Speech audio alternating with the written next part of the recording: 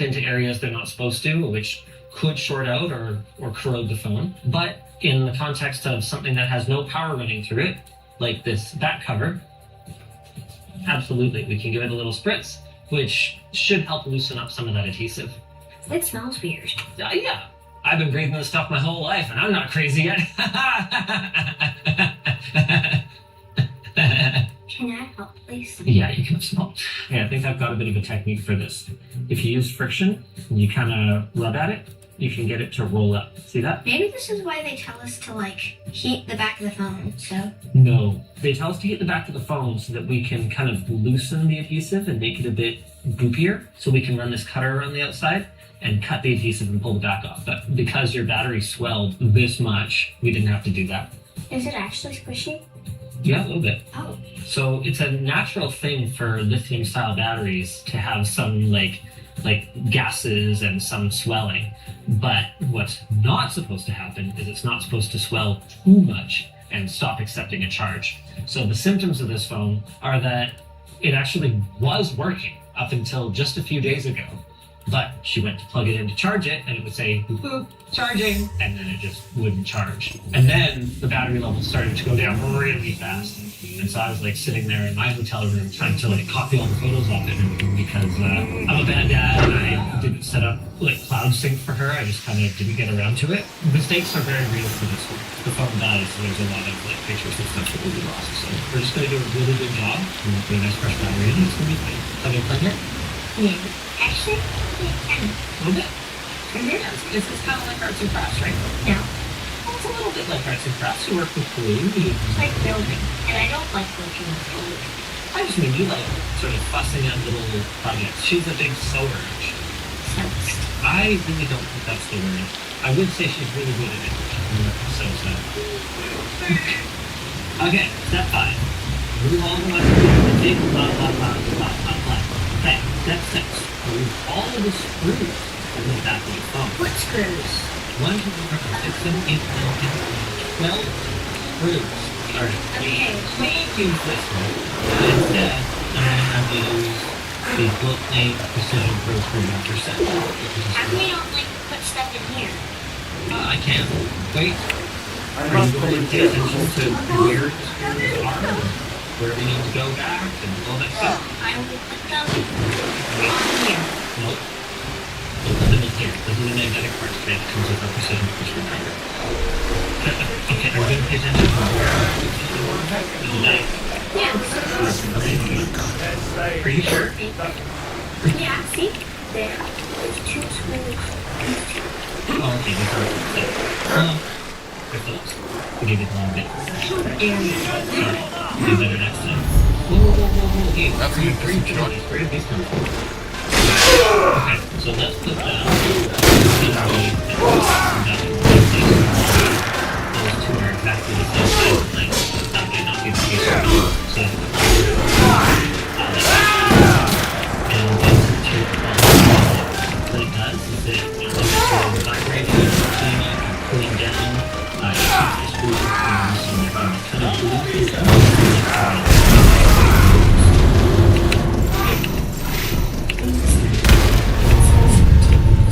screws and kind of loosens up.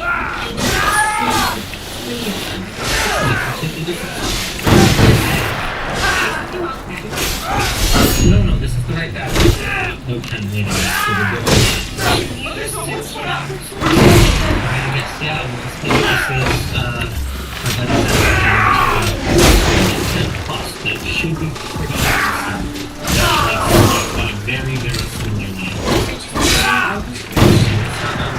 And these are like, what is the point?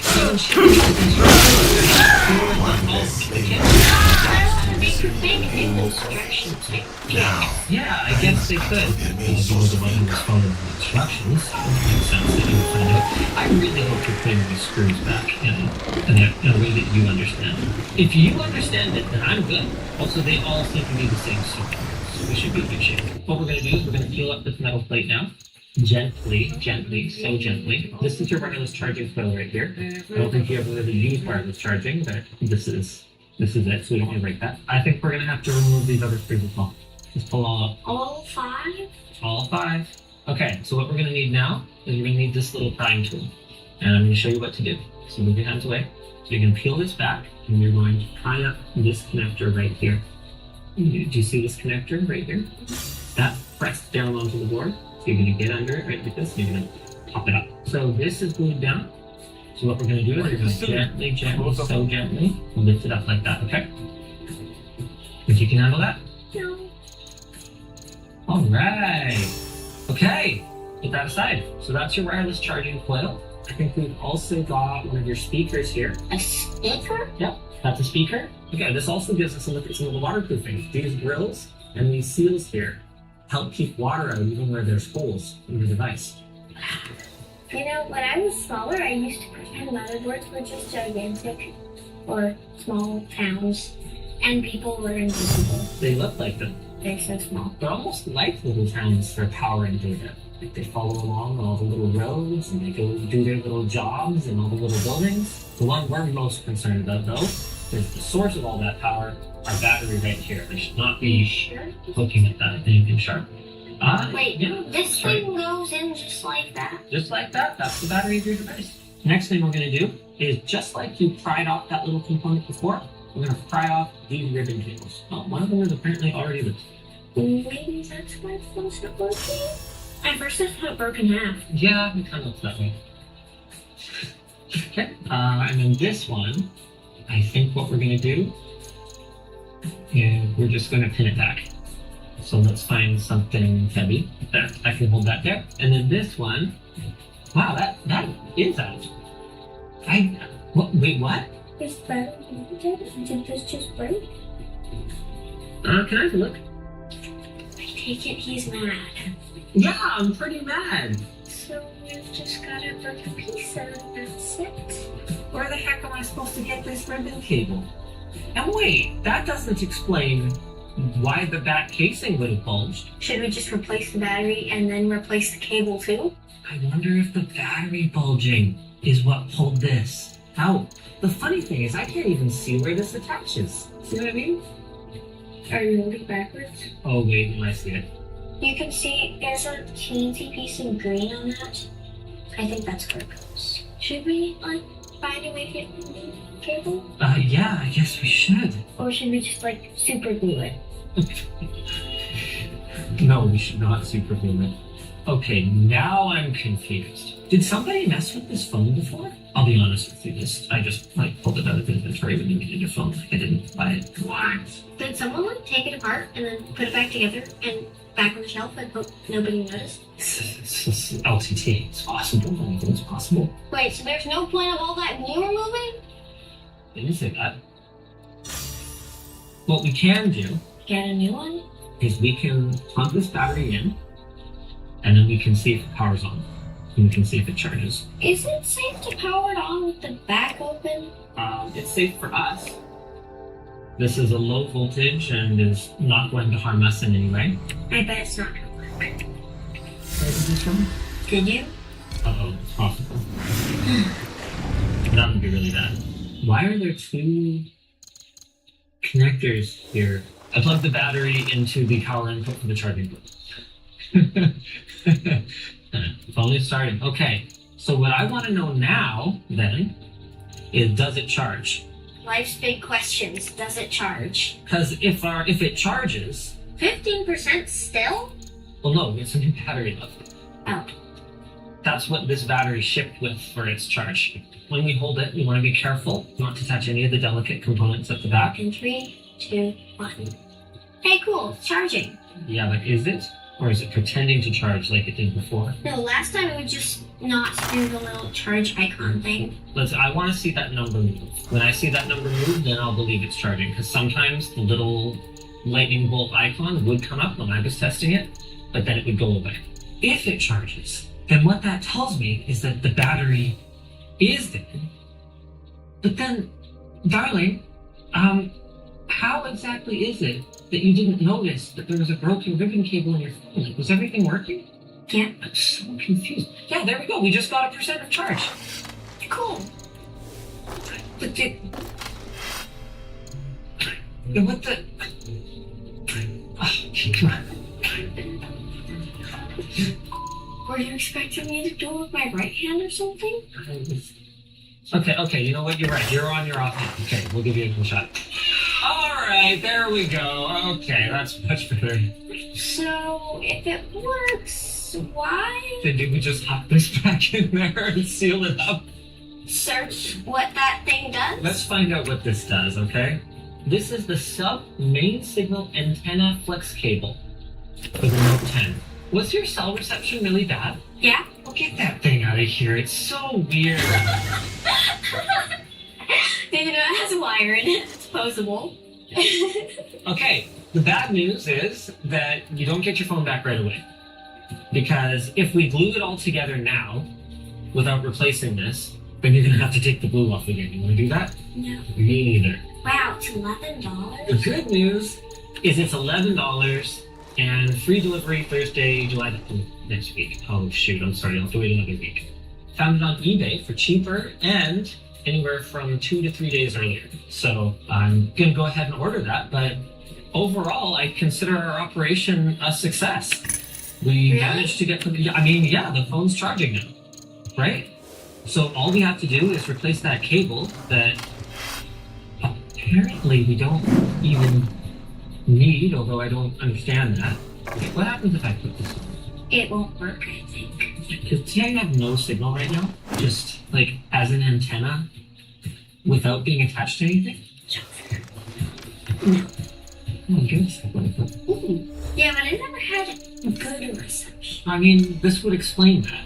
Holy crap! You use WhatsApp for calling. Yeah, so? So you probably just never noticed you don't have a working cellular antenna. No wonder I have so many missed calls from you. This is insane. I can't believe it took a dead battery to make us notice that our antenna was broken. Here's what we're gonna do. So we're gonna put the wireless charging element back on. Then what we're gonna do is we're gonna put the screws back in. We're gonna just very, temporarily tack this down. And that way at least you can use your phone for the next few days while we wait for the part. Then what we'll do is we'll pop this back off and we'll glue it back on top of it, okay? Good plan? I'm just gonna find just some cheap double-sided tape and we'll just I have cheap double-sided tape at home. or even we could not even use double-sided tape. We could just tape it at the top and the bottom. So that way you'll be able to take pictures, you'll be able to use your phone, okay? Okay. I'm trying to find solutions for you, you know? Yeah, I was complimenting you. I said creative. You're gonna have to work on not sounding sarcastic when you're being sincere then. Well, Well, what? that was surprisingly successful given some of the challenges that we encountered. The whole video is not a lie. Exactly. And you know what else isn't a lie? Is telling you about our sponsor. But you already told them about your sponsor. Yeah, we have 2 sponsors per video. What? Meter. If your network is being held together by a small team working with multiple vendors, it can be hard to make sure that everyone's goals are aligned. So you end up with a mess that just builds up over time without any organization in your organization. Meter operates with today's networking demands in mind. They offer a complete networking stack for both wired and wireless, as well as cellular, all built to scale. They will design, deploy, and manage the network for all predictable performance across multiple site environments. There is no need to rip and replace everything.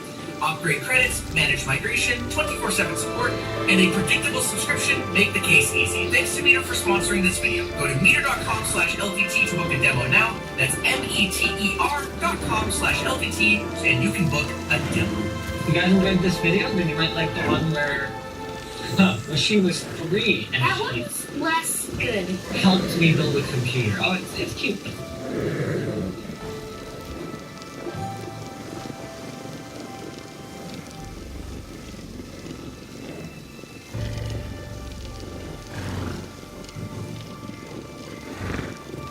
Do you want anything German?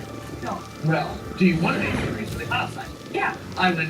What's that? so like 300 euros, 1 minute. Ice is better. Ice is better. Room temperature is better. Room temperature. We're in a hospital. Today.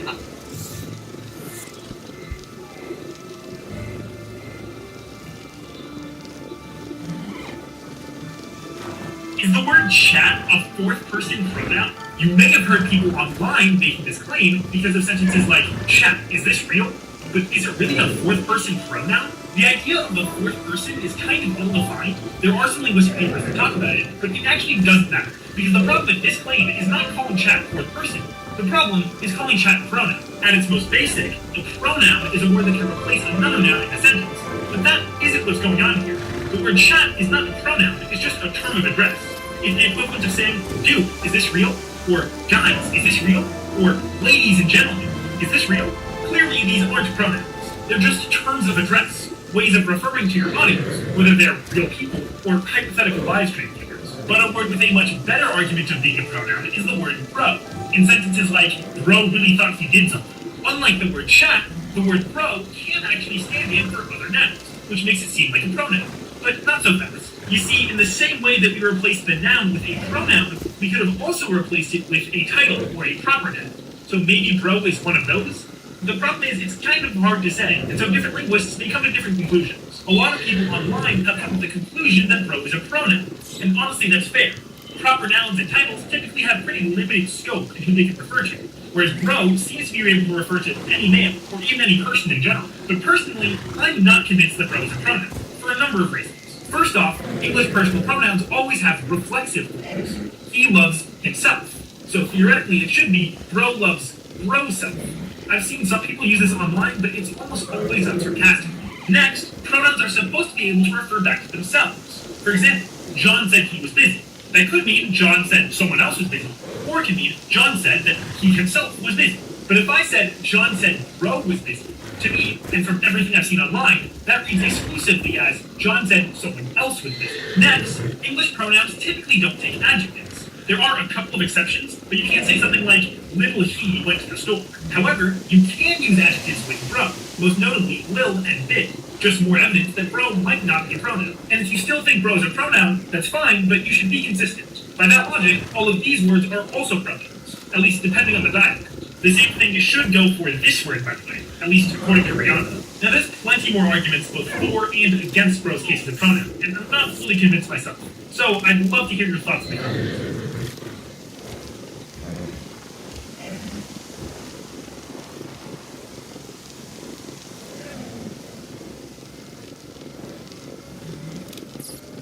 If doctors retire later than most Americans, then the problem is not that they're leaving, it's that they're sticking around past their prime. Age comes with, and declining mental acuity. What we should do is create new programs for senior physicians, like mentorships. The worst rheumatoid arthritis I have ever seen. Now I can take a look. No offense, Dr. Kapoor, but she needs something innovative, something I'm not seeing. You think as a senior physician I can't be innovative? So, what really cure do you have? Dr. Kapoor, I've been working with Muscostat for 2 years, and this is my specialty. I will help you rheumatoid arthritis today. Why did you do that? I used to go bike riding with the girls. After the blood test, you'll be bike riding in no time. But the girls like to rock climbing now. Try not to be that kind of mom again. Before they don't need me anymore. You will. No, That's not possible. Check it again.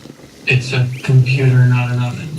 All of Miss Chester's symptoms could be celiac disease and not rheumatoid arthritis at all. Well, her blood and my computer disagree. Still want to get like a whole medical career on you? And what is this? For joint pain, one of those alternative medicine things. This is why none of your medications are working. But a lot of these alternative remedies, especially the one from China, they contain heavy metals. And when heavy metals get absorbed in your bloodstream, they can block the effect of your medication. No heavy metals. Could be lupus. Dr. Kapoor, maybe it's time for me to go home. Maybe that's why I'm off my game. You came up with 3 possible diagnoses in less than 8 hours. But I didn't help you at all. Lately, I've been missing India. So I thought, if I did retire, I could go home. Ugh, I hate flossing. What? What? Oh yeah. Yeah, that is definitely an abscess molar. The abscess in the tooth created bacteria.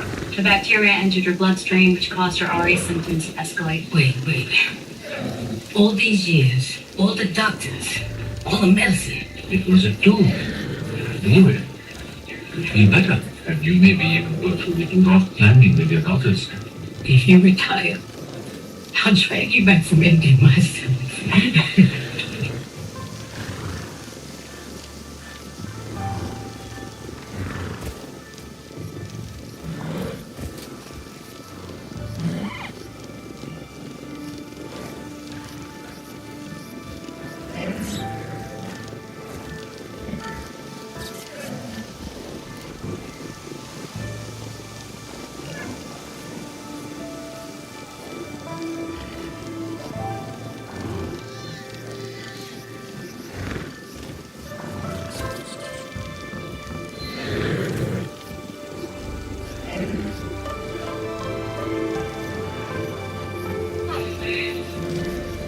It's done.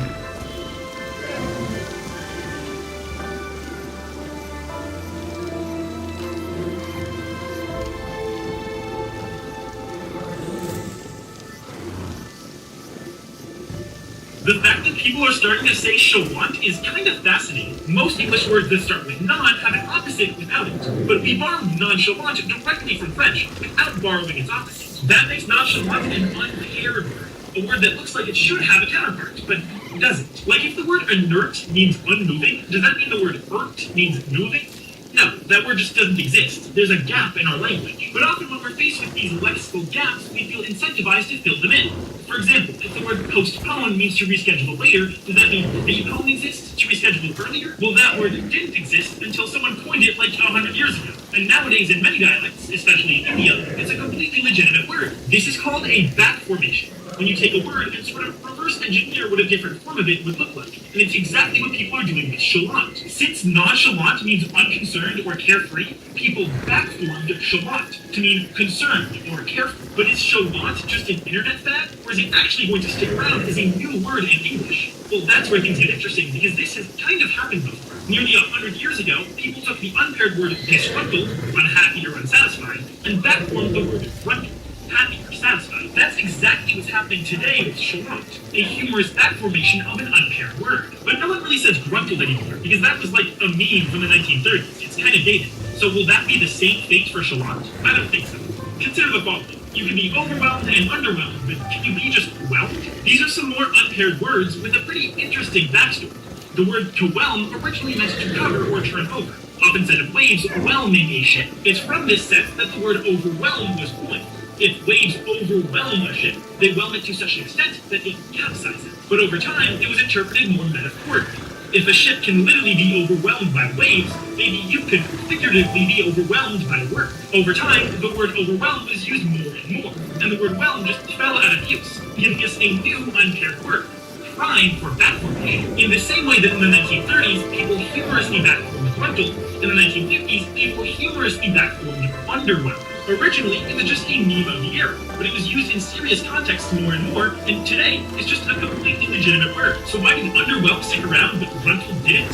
Well, gruntled was only ever used as a joke, because it doesn't serve a whole lot of utility. Like, there's plenty of synonyms that kind of do the job just fine. But the word underwhelmed is kind of useful. Like, none of its synonyms really mean the exact same thing, and so there's actually some utility in it. And once people started using it unironically, it was destined to become a real word. And that's why I think chalant is here to stay. It has some real utility outside of its meme context. In my experience, most of the synonyms just don't really have the same connotation. Chalant feels like less of a move.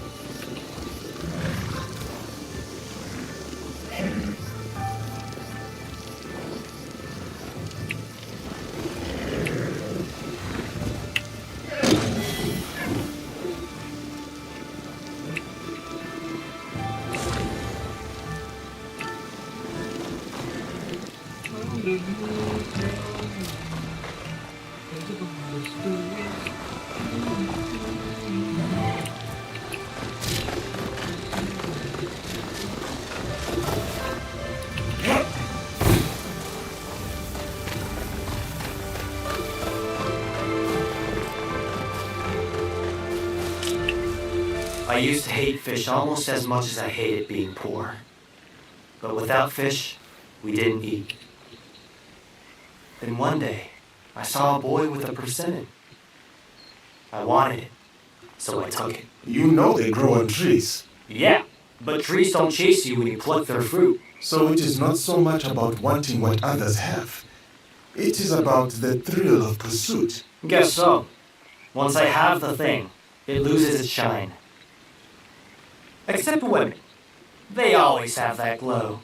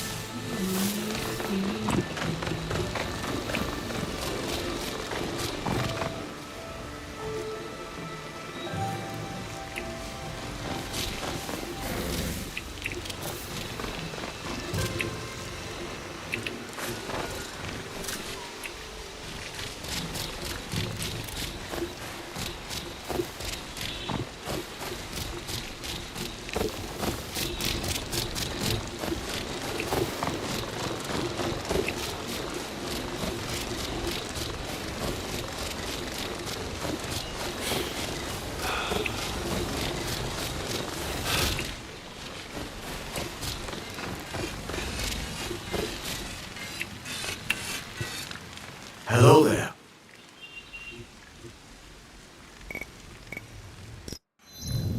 Hello.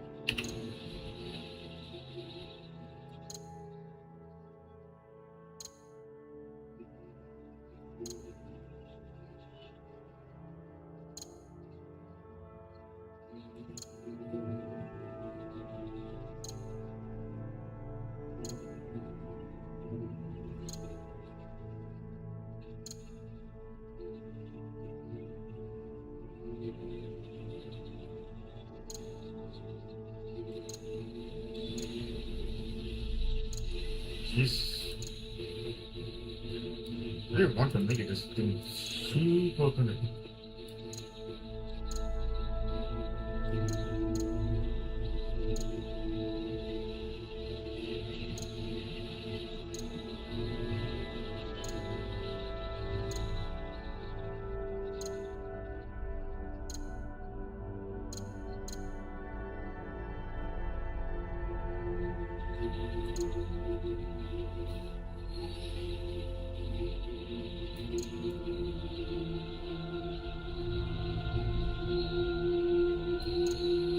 There's like a billion grains so you keep collecting. I have values and all that. Keep giving it to him.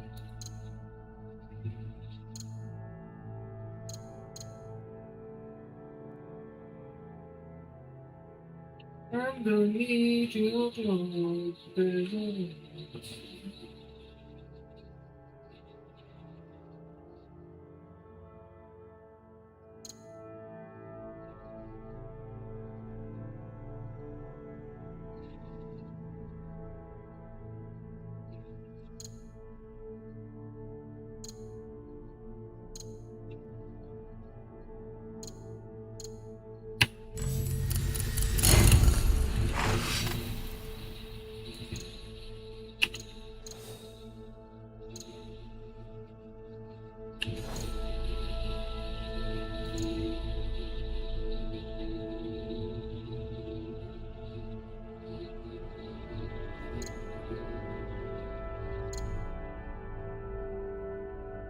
I've collected so many freaking words.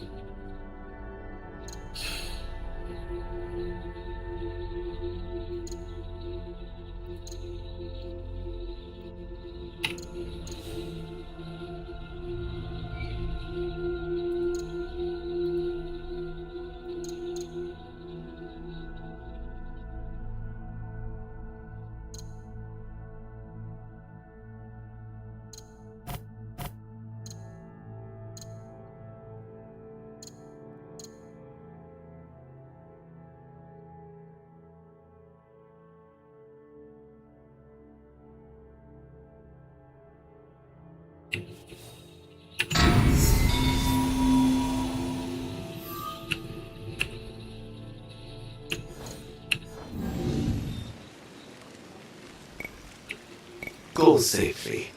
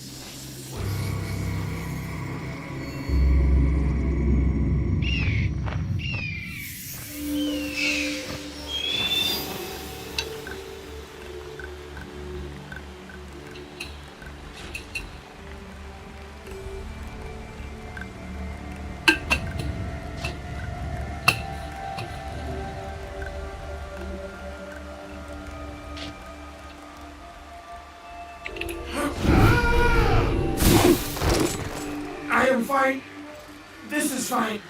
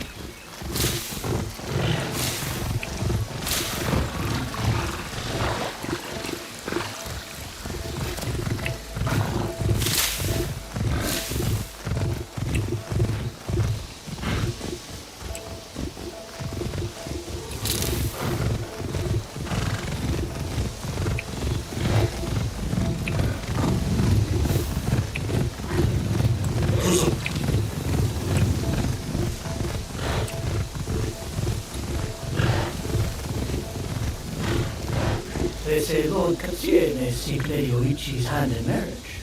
How wise a move. It will solidify our alliance with the mighty Onakan. Are they always so mighty?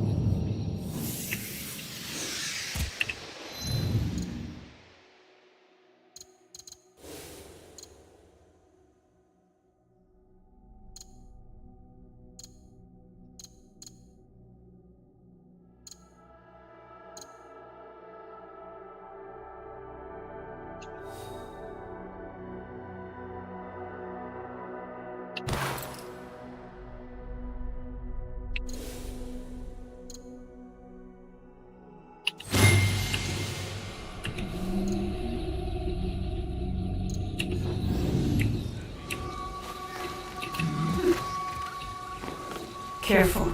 This place is on alert.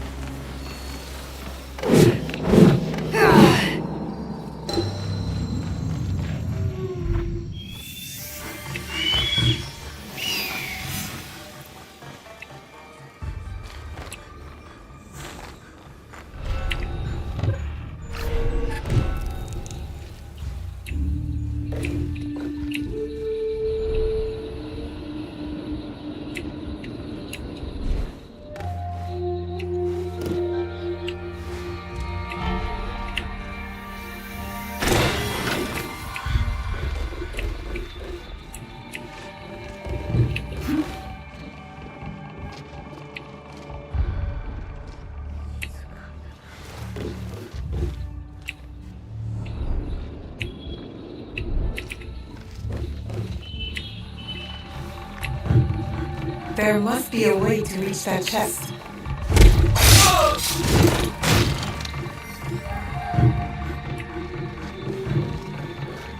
What?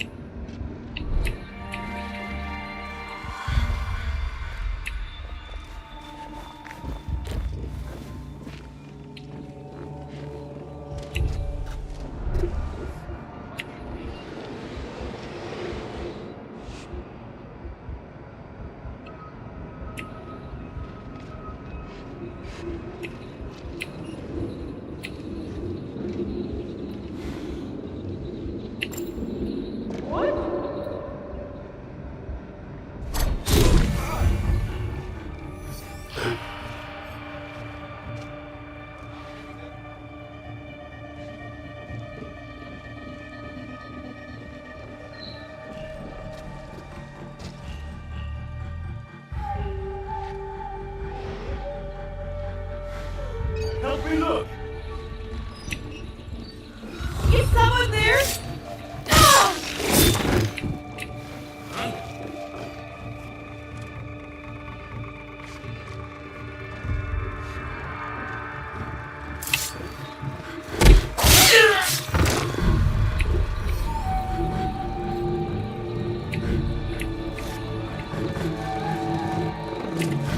What?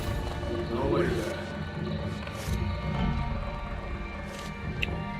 Your temple must be in vain.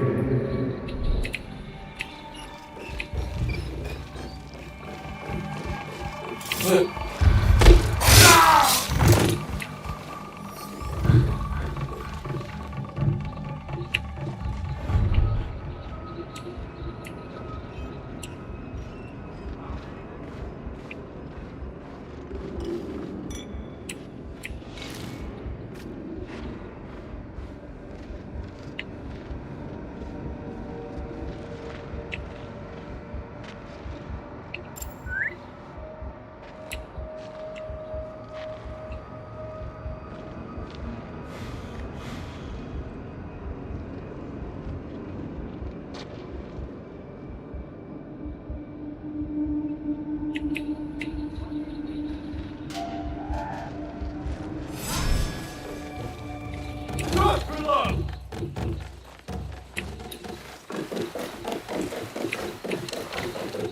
Did you see them? Come out, coward!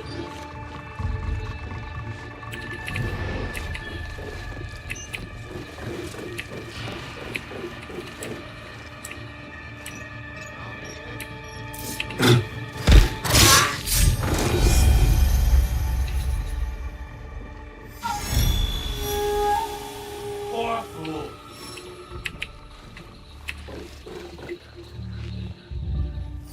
That doesn't sound right.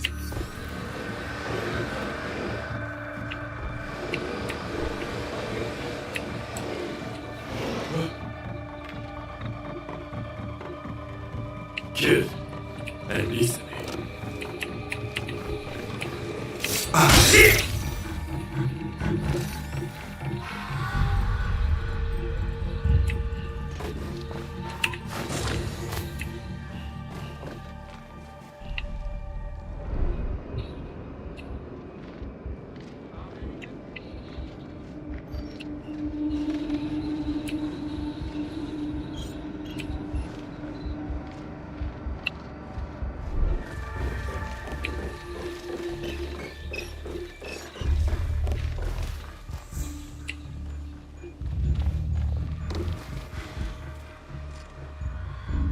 What do you see?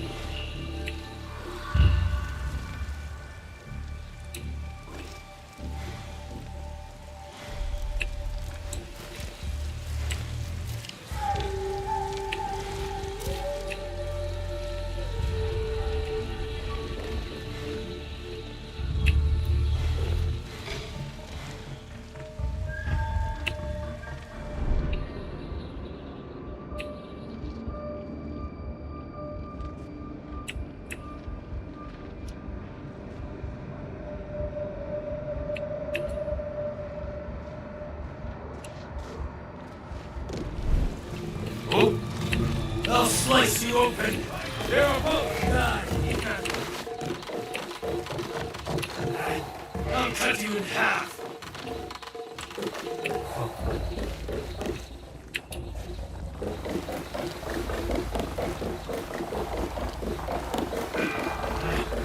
What's the sight of them?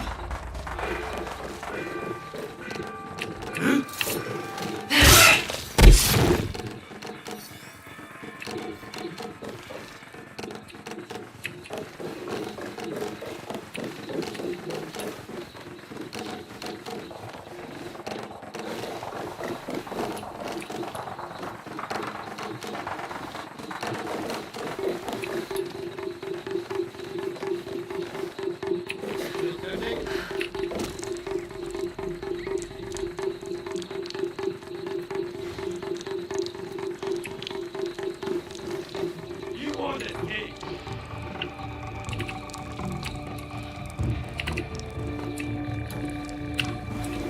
Your head is heated. What do you see?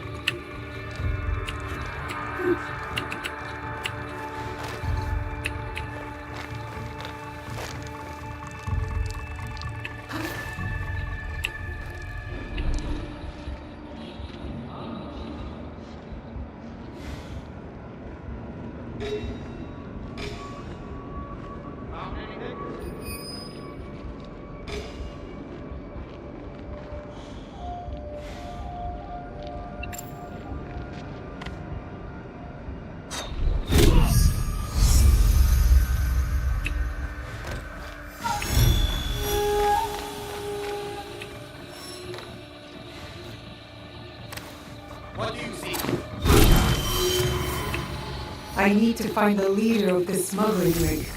Put an end to it once and for all.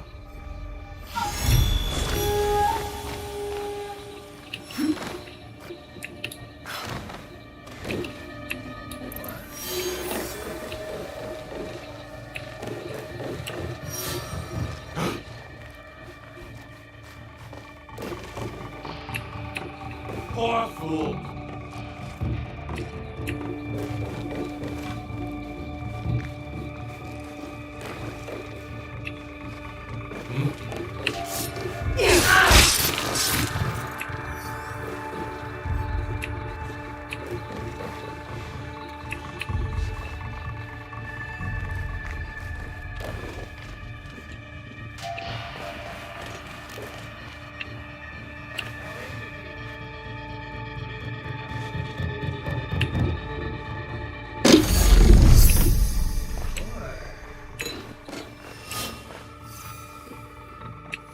Another one, Ross.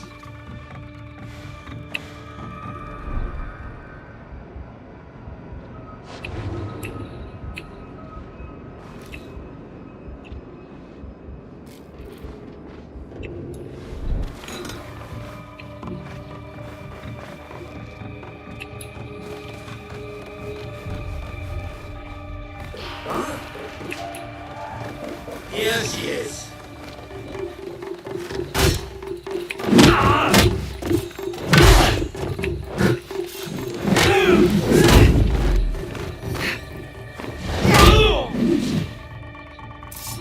I'm going to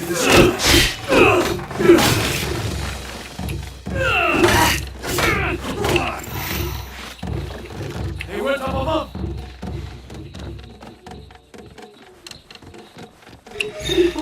Your soul is mine.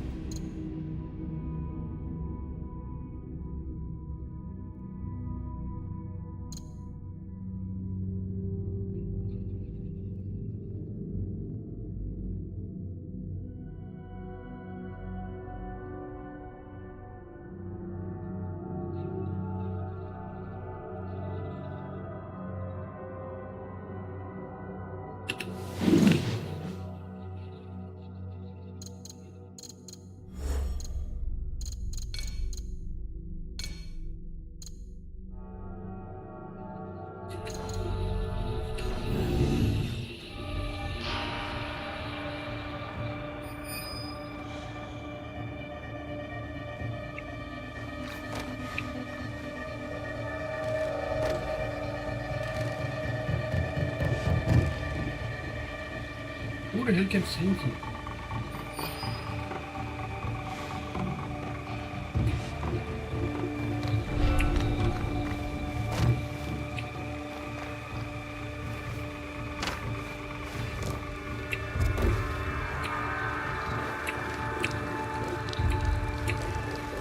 I'll cut you in half.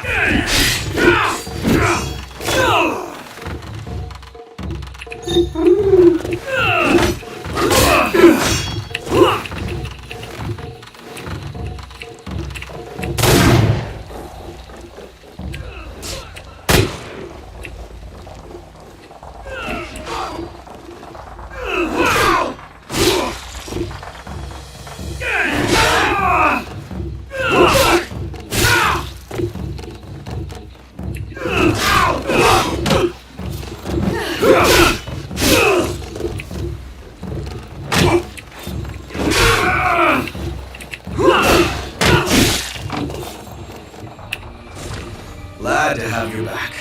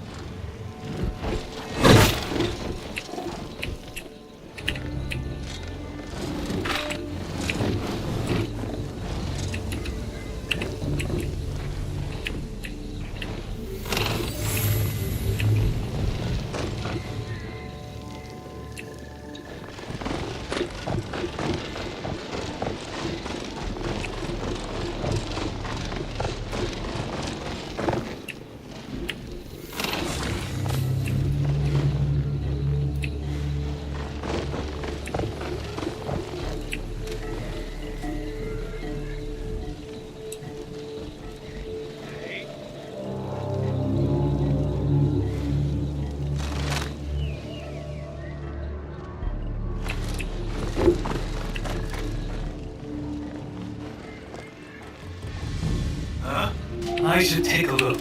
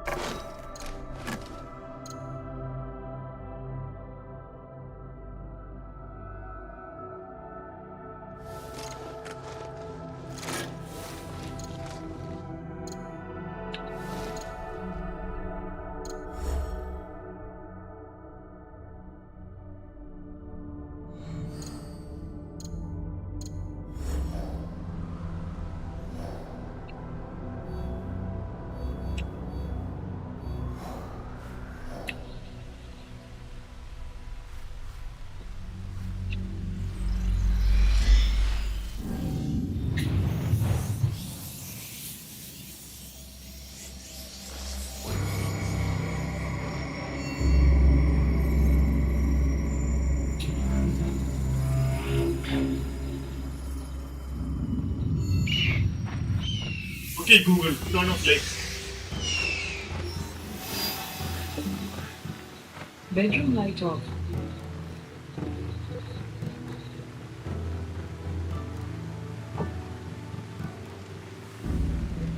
We blurred and edited part of our video to manipulate you, our viewers, is what this ATM company is saying about our video. Is it true? Did we actually did that? Well, let me explain, and let me also decide if we will take legal actions against it.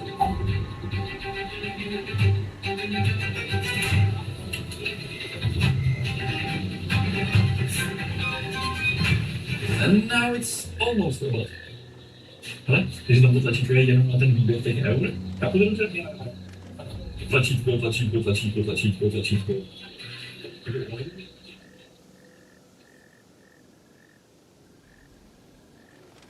Hello, Noble Ones, welcome to Metatrons Academy. So I found a video, and it's titled The English Language in 67 Acts. 67 acts. Do you want 67 accents apparently? So I'm gonna watch it. I don't know what it is with the kid, but it does look like he knows what he's doing. Hello YouTube, Trucer992 here, and after a long absence, I'm back in the accent shed, as I like to call it, and I'm going to be doing all the accents I've done in my previous videos, plus some new ones, and also a load of other voices that I've not shown before. Hope you enjoy. Yeah. Ooh, disclaimer. Warning, the accents and voices in this video are not all 100% accurate. It can be very stereotypical. Some have performed better than others, depending on the ability. Yeah, that's fine. Cool. Goodness gracious, this is another disclaimer. The dialogue spoken in the accents and voices is a mixture of random silly noises, stereotypes, and references to various films, particularly video games and internet sources, like the accents themselves. None of what is said is meant to offend anyone and should not be taken serious. Remember, it's fine. No one's going to get offended. It's okay. Just do the accent. Oh, for crying out loud! Important disclaimer, warning. If I offended anyone with my accents, you may be eligible for a monetary compensation. I will pay you $1,000, give you my car, home, clothes, and stocks. But please, for the love of the gods, do not take offense. Please, I mean it. Please, pretty please, I swear. I may have added the third one. Okay, that was me. That was me. You're fine. So, we'll take offense, I guess. Is he doing the Italian accent? Is that me? If you do the Italian accent, I won't get offended. How about that? So I was told to run in, but it's pub out the one, right? And she was teaching me her language. I think I'm getting the hang of it now. Privyet, minimise and boot, steak. Quality, mate. Wow, okay, they are very short and brief. So that was what Cockney. It was Cockney, I like it. I think, with an F. Instead of now. What's next? British UK, Southern English, London Street. Okay. Then cool. Jamaican slang nugget. Holy moly. F-fun. And what there, that's coming in and you can keep shut down. I'd man asked for 2 legends of home. But what's the matter with you? One big black thing, man. I've never heard a Jamaican from London, but here we are. British UK, Southern English, formal RP. Ooh, RP. I don't know why, but that face looks RP to me. As long as you listen to the sound of my voice, you're going to be safe all of the time, every time. Thank you for helping me helping you. So, oh, that was great, man. I wish he continued. I hope he's doing a. Please tell me how the B-67 with Rollers. The transatlantic as well. British UK, Southern English, posh. Posh. Let's go. So a gentleman in a hooded jacket approached me the other day and said, "What have you got for me, Dad?" So one replied, "What on earth is a dad? One has never heard such a word in one's entire life." Yup, man, this guy's cool. Ooh, British Asian, second generation Southern English, South Asian youth. Yo, I have to get off my phone now, bro, because my auntie Radinda just arrived from India, so I'll call you back here. Don't forget to tell Saeed to come on FIFA later, innit? Sorry, Tariq. Okay. Wow. And now Northern English, Southeast British Asian, that's guy. That was Pakistan today. Everybody was in a $13, waiting for opening it up this month. So what? Okay, next, British UK English, West Country, Farmer. We're going to hear some Rotic accent here, a little bit of Arnold. So I was trying to set the road the other day in my tractor, and this idiot soon passed me showing green army. I mean, you can't do that in the middle of the road. He oversteered over a car. Yeah. That's right. They're getting rarer and rarer these days, but if you hear like a Bristolian accent, for instance. British UK, Northern English, and Northern English, let's go. So I looked all up and down the country, and guess what I found? Nothing. Absolutely nothing. Country. So I just gave up and went home. Okay, Northern English, Lancashire, man, so far skills are phenomenal.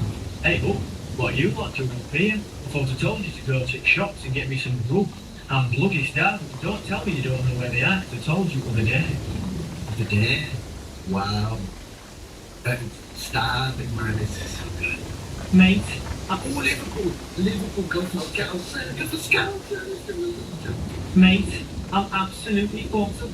My girlfriend left me. No matter what I do, like, no matter how hard I try, she won't take me back. Jesus, so much. Then it was almost nostalgic to me because when I lived in the UK, I lived all over. So I lived in London, I lived in Liverpool, I lived in Manchester, always doing the Mancunian accent.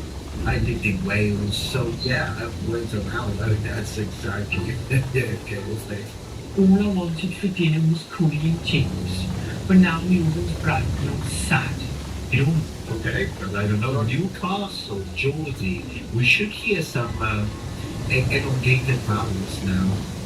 It only took me about 18 minutes to find what I was looking for, 2:35 a.m. Yeah, that's the A-M instead of A.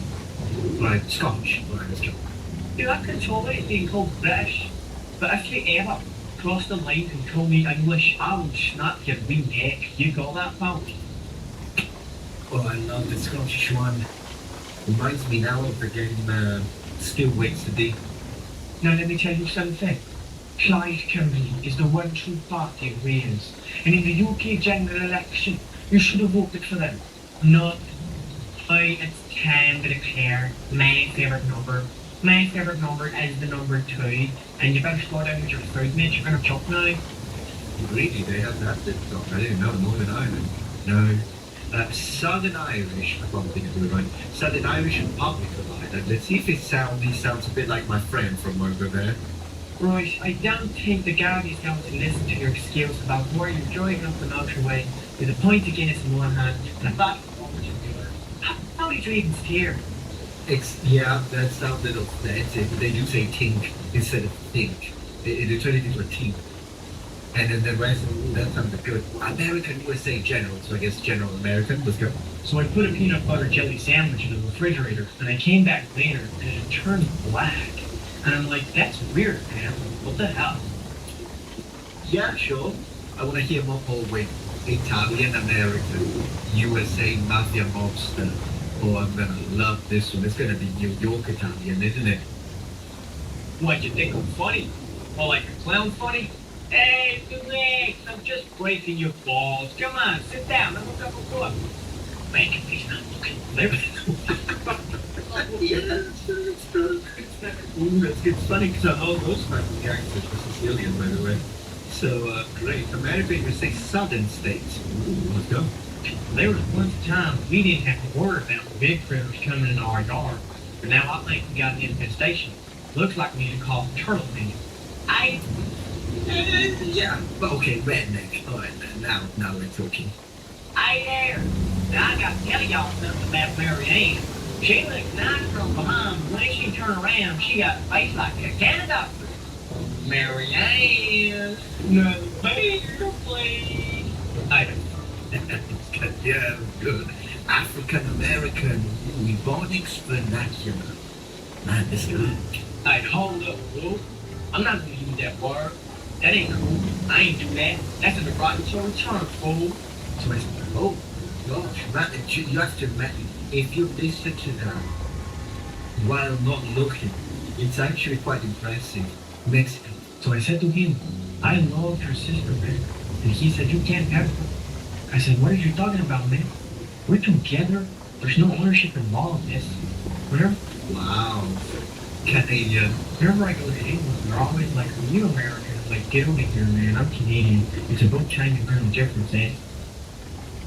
Yeah, I would have put a sorry. Some in the cockpit, they just run up in the shop and say, Daddy, we want that and that and that and that. And they say, you can't have all that. Why? Money run trees, you know.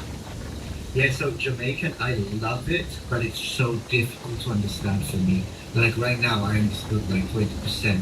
And it's not the only, I remember I was watching this TV series on Netflix and Luke Cage. And at one point there was this character in Jamaican, and brother, I had to read the subtitles the entire time. I just don't understand it. Maybe if I exposed to it more. French! Oh, he's going international. There has been some rumors that my restaurant is not the finest in all of Paris. These people are fools. They know nothing about food. Wow, he's great! Not French, who knows? German, let's go. What is it with the spiders? They come into my room, I squash them, then another one comes in. I want to know what goes on inside the little brains. They are crazy, yeah? Yeah, ooh, Italian. Wait, so German's great. Get it, I got a couple of friends who speak like that. Italian, let's go. I have added you on the Facebook, but you need to accept my request, so we're gonna talk on there, because my phone is too high. Ciao. It's a little too stereotypical though. Let me do it. Also, we have a few options. Let me read. Let me see. So, you could go with something like, I have accepted you on the Facebook, but you need to accept my request, so we can talk on there. But you need to accept my request, so we're gonna talk on there, because my phone bill is too high. Ciao. So that would be kind of a Sicilian. Or you could go bit northern and you're like, I have added you on my Facebook, but you need to accept my request, so we can talk on there because my phone bill is too high. Ciao. So it depends, right? So that you could do various depending on the region. No, I have added you on the Facebook, but you need to accept my request, so we can talk on there. Because my phone bill is too high. Hey. Depends on the accent, I guess. Oh, it's too high. Ciao. Yeah. You got the virus from the Soviet anti-crack collection. He has already deposited the money directly into our account. We are sorry to be rich. Hurrah! Hurrah!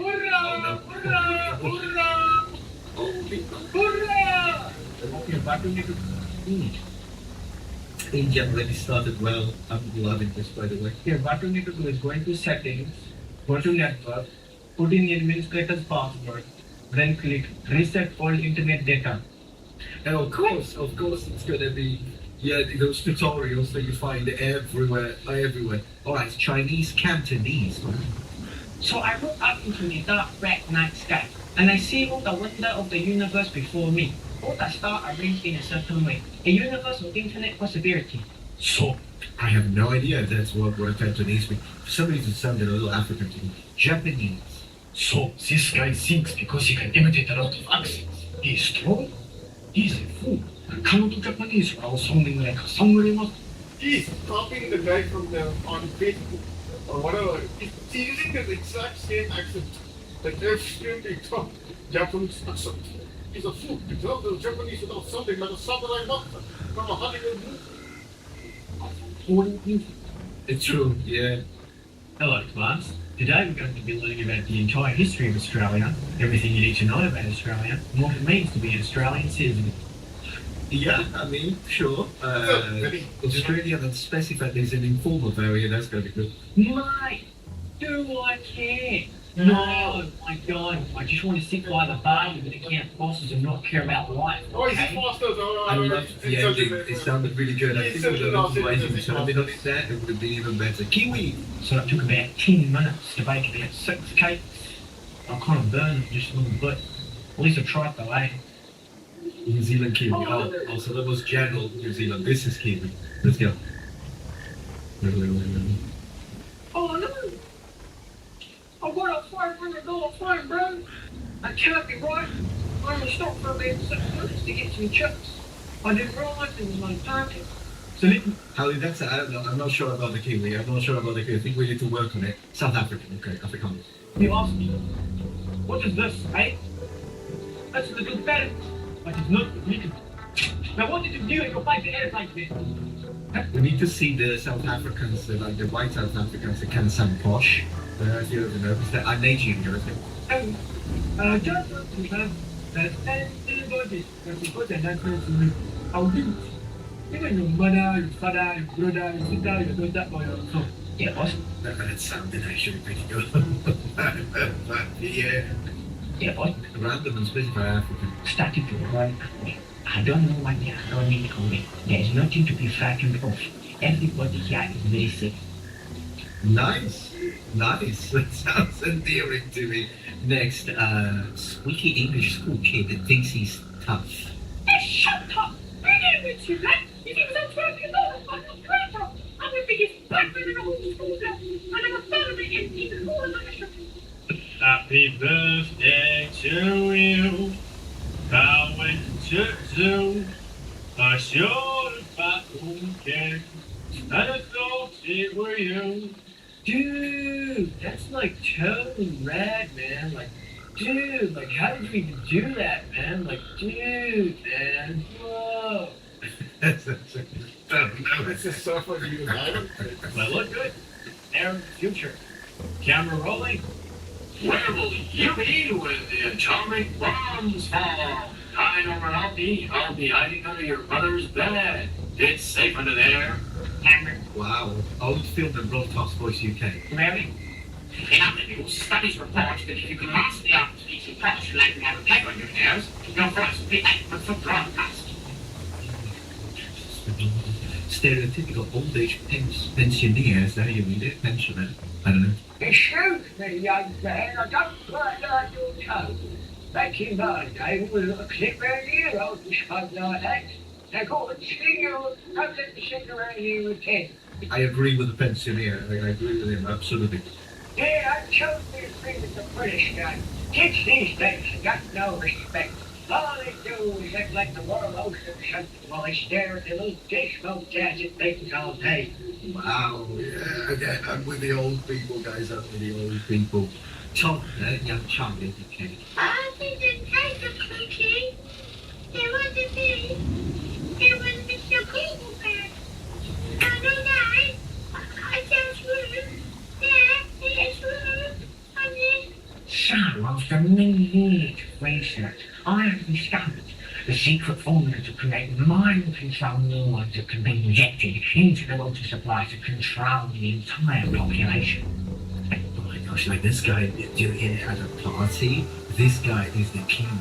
Stereotypical, they didn't know you. That damn British guy stole that idea. Wait till I get my hands on his research. Everyone's seen the smartest. But in the meantime, let me get back to his secret experiment. Oh, it's so interesting. Hey there, honey buns. Have you ever been to England? Like, I really want to go. Like, it looks so cool. Like, their accents and, like, I want to shake hands with the queen. Like, oh my god. Yeah, it sounds like a gay from California, though. It's the gay voice, but it also gives me California feels. Yeah, I've been to England once. It was nice, but when I saw something I didn't like, I was like, night. Then like, what's your emergency? Aha! Wow, he's doing gay for every nation now? Oh, well, you know yourself something, eh? Next time, save for real emergency. You're right, no babes. I do like a bit of Dutch slang if I do say so myself. Aha! Whenever I try to speak like a real human, people laugh at me because of my inconsistent tone of voice. Left square bracket, right square bracket, coming up, 2888884. You can use me to speak properly, but you will probably use me to say I am the best MLG quickscoper mate. 1v1 me so I can wreck you and get accepted. It's incredible how he knows, like, without leaving the space to mate. Oh my gosh, this is incredible. Interface clan. You have selected one standard package for £40.57. Your reference number is 0114721. Oh, what? That's not exactly. To confirm this, press 1. To cancel, press 2. You have selected one premium package for $67.20. Your reference is 094441841. To confirm this, press 1. To terminate this call, press 2. Basically, I don't know what's going on now. You don't ask me anything, because I'm just minding my own business in the middle of the forest. Get to the chopper. Drop Pretty predictable, wasn't it? Talk to the hand. Of course, man, this is going nuts. Like, it's the degenerating mental state of this video. They still exist. That monster is my friend. You don't have any feelings. You have any reaction. He needs to become a voice actor. I mean, this is from a while ago anyway. He's got to become a professional voice actor. Has to be. Any friends. Nobody likes you.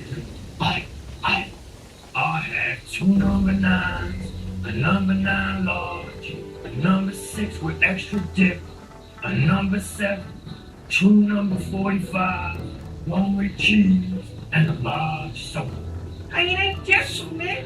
Oh, gee, love, homie. I'm gangster. Oh my gosh, she sounds exactly like GTA 5. Let me hear you say, oh, gee, yeah, say, oh, gee, let me hear you say, oh, gee. Hey, Smokeskin, you need something? A drink, maybe? Anything? Anything at all? How does that sound Bethesda? Haven't you seen a fool before? Someone there?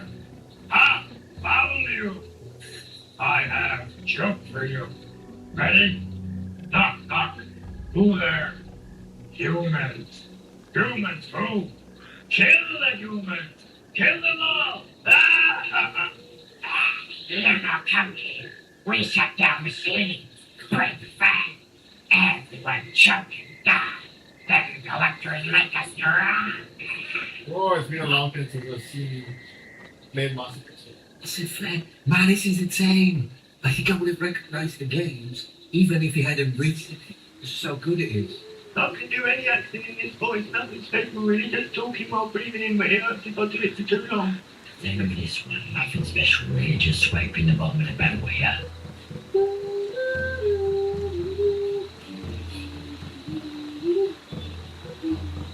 You and Danny go for a shoot at the archery range. Well done, Andy. You hit the target. Alright, for the pigeon. But Andy, that's not very nice. You said that the preservation of nature is mankind's number one priority. Got him. So why won't you do it? Hello, mate. So, there we go. Thanks for watching.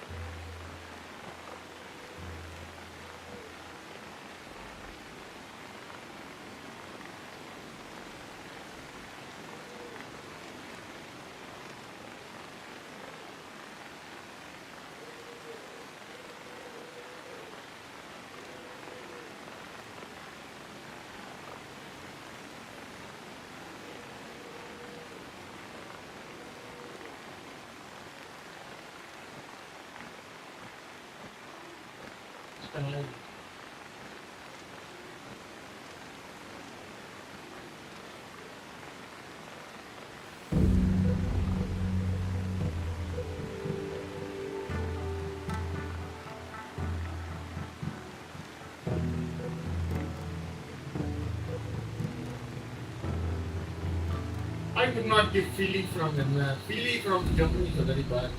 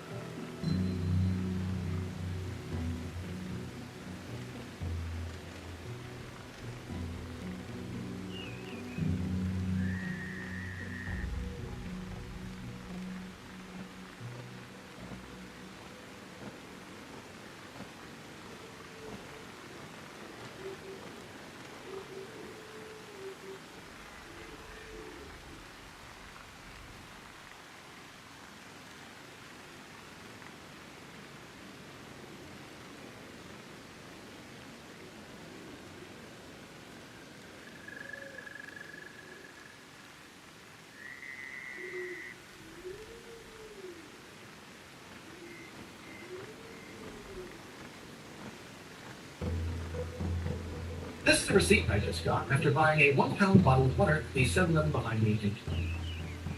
This is the receipt I just got after buying a 1 pound bottle of water at the 7-Eleven behind me in Taipei, Taiwan. Most people probably throw this away without thinking twice, or just tell the cashier to keep it, which she most definitely would. Because in Taiwan, this tiny slip of paper that came with my 1 pound bottle of water might just win me 10 million new Taiwan dollars. Yet this receipt for another purchase I got this week isn't eligible for me to win at all. When I found the reason why, I wholeheartedly agreed. My name is Evan Edinger, and today I'm going to find out if any of my receipts for my purchases this week might make me rich, and why the jackpot might not be the real prize after all.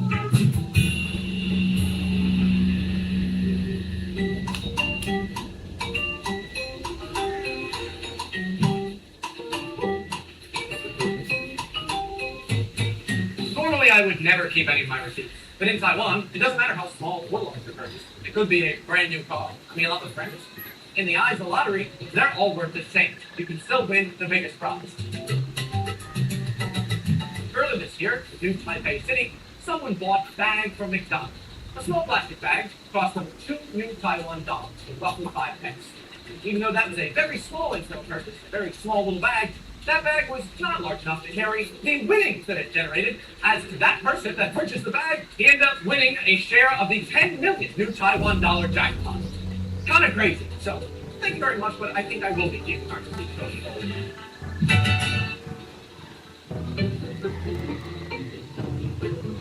But how exactly does it work? When you purchase something from a shop or restaurant, you're given a receipt just like this one. It features the name of the shop, the Chinese year, the months of purchase, in this case May and June, and then this 8-digit number right here is the lottery number. Every 2 months, on the 25th of the month, the lottery results are announced by the Ministry of Finance, and depending on how many numbers you've matched, you can claim your prize. Matching 3 numbers nets you 200 new Taiwan dollars, or about 5 pounds, whereas matching 5 numbers nets you 4,000 new Taiwan dollars, or about 100 pounds, and so on and so forth. Look at all the possible prizes. Can you believe it? They've always been floating here at the square the whole time.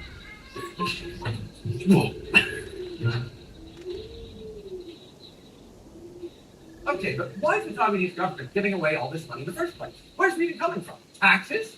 Well, yes, just not something to expect. In 1951, Taiwan had a problem that many countries suffered from. You see, despite having a big and growing economy, lots of people buying things, lots of people selling things, well, it seemed like something was missing. You see, as Taiwan was still very much so just a cash-based society, it's a lot easier for businesses to maybe not keep a record of every sale. Maybe I had 50 customers today, maybe I had 30. Who's to say? Back where I'm from in Jersey, we had a practice called scumbagging while waiting tables. Instead of 4 customers that came into a pizza buffet, maybe there were only 3. They only paid us $2.13 an hour, everyone was doing it, and hey, what incentive did we have not to do it if it was so easy to get away with? Most countries employ investigations, lengthy fines, jail time, trying to threaten the populace to stay in line. And the people doing scumbagging, well, these were just individuals fighting against an unfair system and the businesses that weren't paying them enough. But what if the businesses were the one that were scumbag? And realistically, the customer to act as the tax man for you. And so if the problem was that the businesses weren't reporting all of their sales, the solution was to make the proof of purchase or receipt something that customers really wanted, or rather, demanded. And thus the Uniform Invoice Lottery was born. Now, the customer would really notice if they didn't get a receipt from the business. Excuse me, hey, where's my receipt? From the lottery.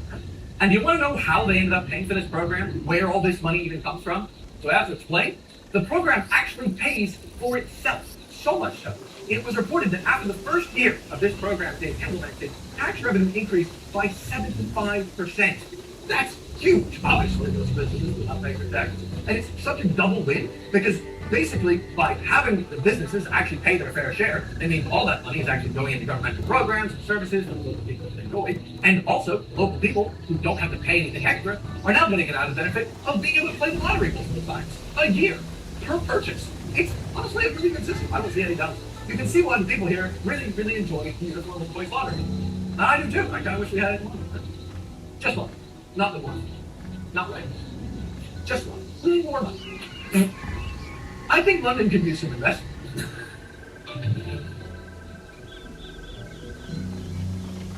There's actually a clever reason why this receipt might make some money and this one doesn't at all. There's actually a few types of receipts that aren't eligible for the lottery.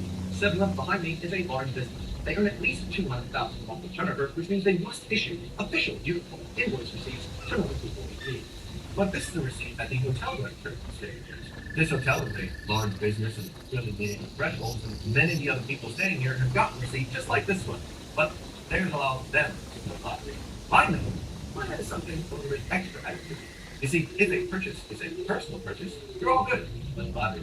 But if it's a business expense, no dice. You see, Synology is a Taiwan-based business that's moving out here for content, a big old tech show out here in Taiwan. And as Synology is a business, any purchases they make need to have their business ID ticket, similar to the VAT system.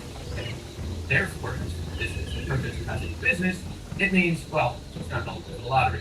And that does make sense, right? It's pretty awful as a business for the lottery. That's not what it was intended for. Taiwan also thought the same. That's why it's valid. For those that don't know, Synology make my NAS, or network attached storage, where I store all the videos I've ever shot. Essentially, it is a server that stays in my London flat that myself and my editors are able to access it anytime around the world, drag files into my video timeline, and boom, you got a video. So big thanks to Synology for making the NAS and flying me out here to the ground. Anyway, this receipt right here is for the MRT, which is Taiwan's metric system. Weirdly enough, this also can't relate to the lottery because transit fares are one of the few big exceptions. This is similar to the U-Bike system. So even though I initially thought, oh, I'd be getting a receipt, maybe digitally, for every time I got on my little U-Bike, no, those also don't. In parts of mainland China, on the other hand, some restaurants are reportedly doing the exact opposite of Taiwan's setting by asking customers not to ask for a receipt, and in exchange, they can get a bottle of Coca-Cola. So, essentially a sort of, hey, let us bribe you with some cola, and you let us commit tax evasion penalty. Sounds pretty solid.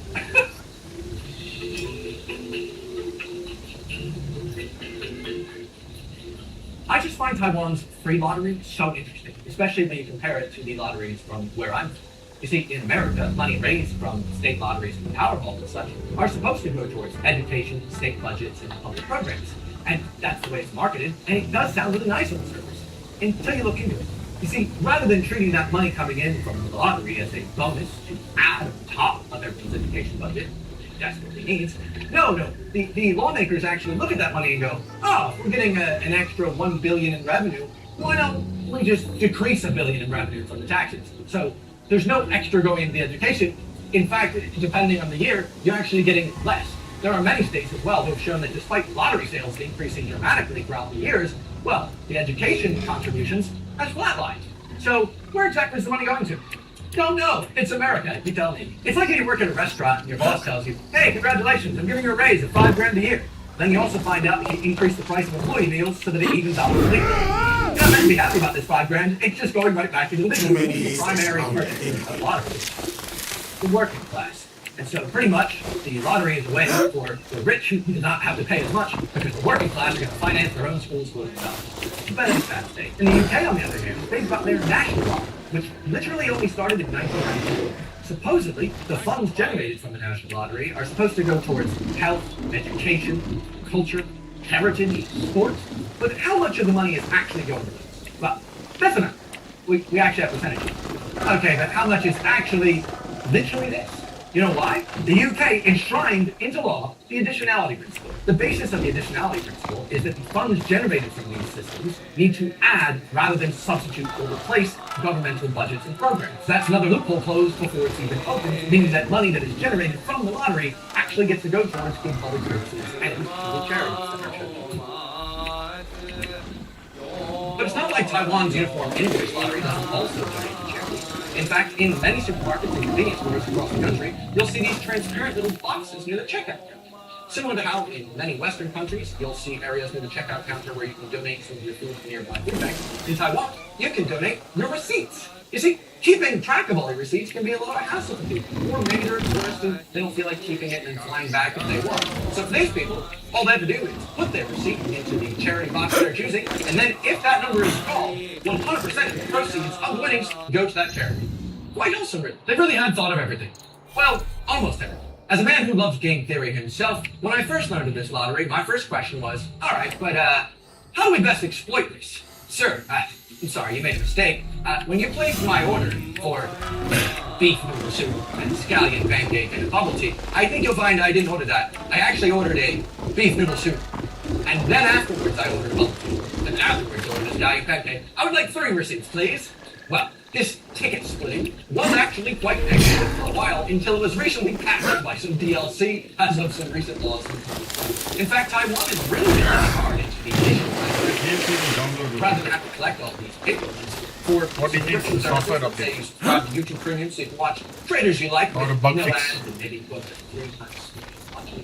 You want to do that? Well, every single month you get a digital receipt, and all of these can be collected in the official uniform Bug fixes don't have to be downloaded. and then it makes it so much easier to see if you won So bug at the fixes end of don't every like it. single period. That isn't you're going to download it. I tried. I wanted to get some digital receipts, but it turns out I guess I don't know Chinese, so I couldn't figure it out. I don't know if I would be allowed to. Okay, I tried to give it a shot. Taiwan, so you mean Cantonese? Sorry.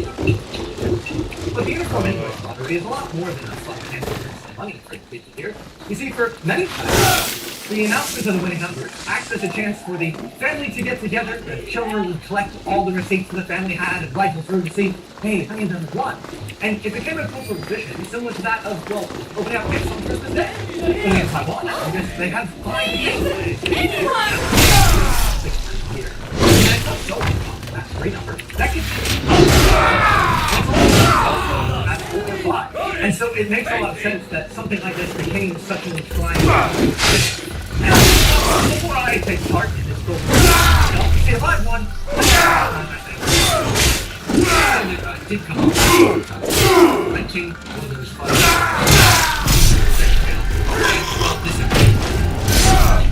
It is finally time for my journey to the biggest tech show in all of Asia. If I can activate. Yeah, it turns out my eSIM that was placed in Hong Kong. I'm ready! System would I had. That's right. Today's VPN it solves all my problems. NordVPN is essentially a virtual private network that allows you to change your browser location on your phone, your Mac, or any device you have to anywhere else you need. One tap of a button, so NordVPN will able to change from Hong Kong to Taiwan and both. Now, it looks like a Taiwanese citizen and I can rent one of their bikes. Perfect.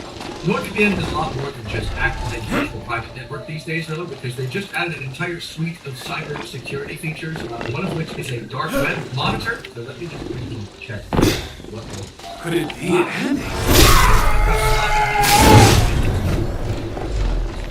No way. Oh, all right. Well, that's a good feature. I gotta go through some things, I guess.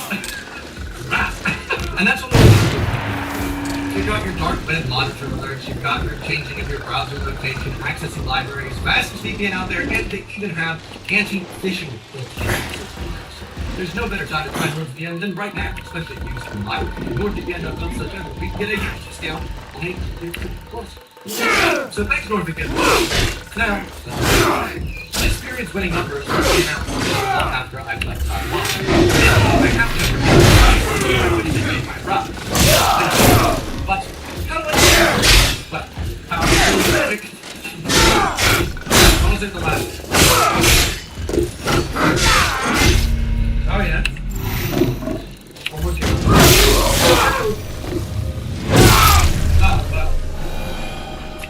Oh, 2, 3.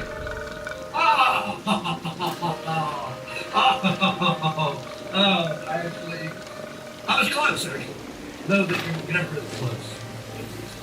Almost got it with my metrics again. Actually, thought I had it. Yeah, I'm back in London, and sadly, there will be 14 receipts from my first move throughout the 4 or 5 days I was in Taiwan. One me, and even a lot. I wasn't necessarily expecting anything.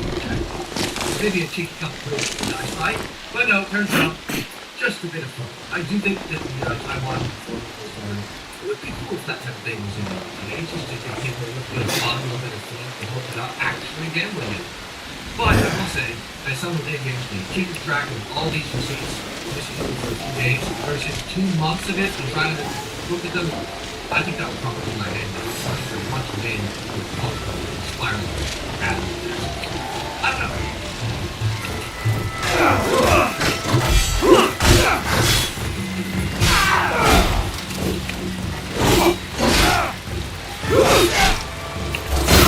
Wrap it up, man.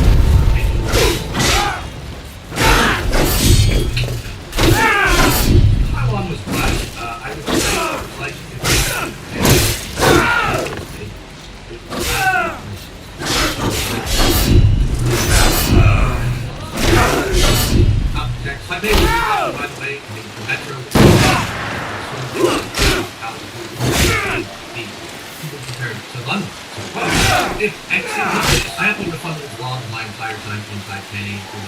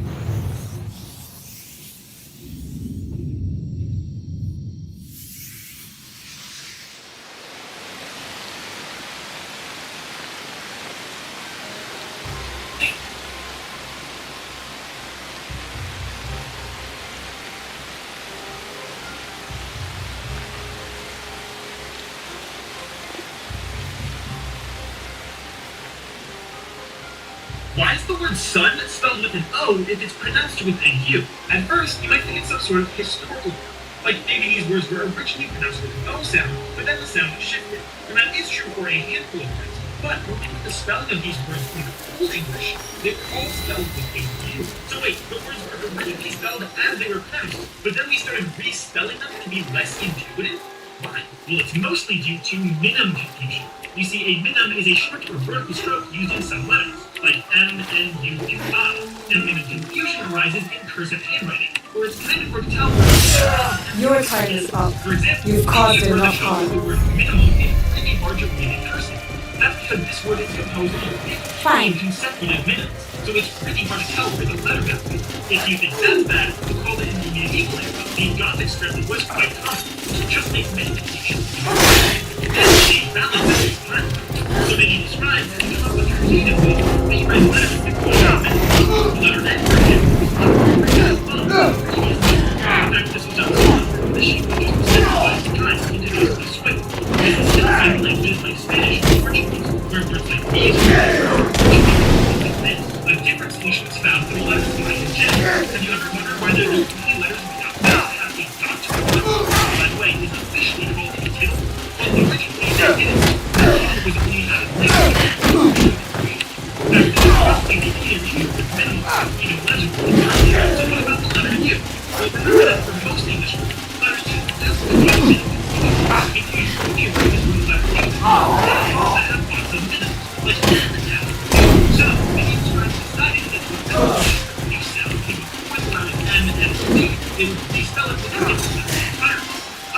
And that's why if you look at those examples that I used earlier, the vowel is always before F and P. And you kind of see how that can be useful, right? For example, in Middle English, the words so and but if we switch out to U for an O, it's a lot easier to read. But if the rule with the short U sound was respelled in English, then that would be a handful of what about like fun? Well, here's the thing. They also but Middle English is like so what happened? That back then, spelling wasn't standard. So different regions and different tribes have different spelling. Only after the invention of the printing press that we started standardizing the spelling. And though some words got cut up with the spell change, others didn't. The best example of this is the sun and sun. Back in Old English, they were both spelled U. But in Middle English, Yoshisa is behind all of this. That explains why the smugglers knew Lord Fujitaka's every move. I need to tell Lord Fujitaka what I've uncovered. Well, the other standardized from the apples. Why is the word sun spelled with an O if it's pronounced with a U? At first, you might think it's some sort of historical. Like maybe these words were originally pronounced with an O sound, but then the sound shifted. And that is true for a handful of them. But remember the spelling of these words in Old English, they were all spelled with a U. So wait, what words were originally spelled out?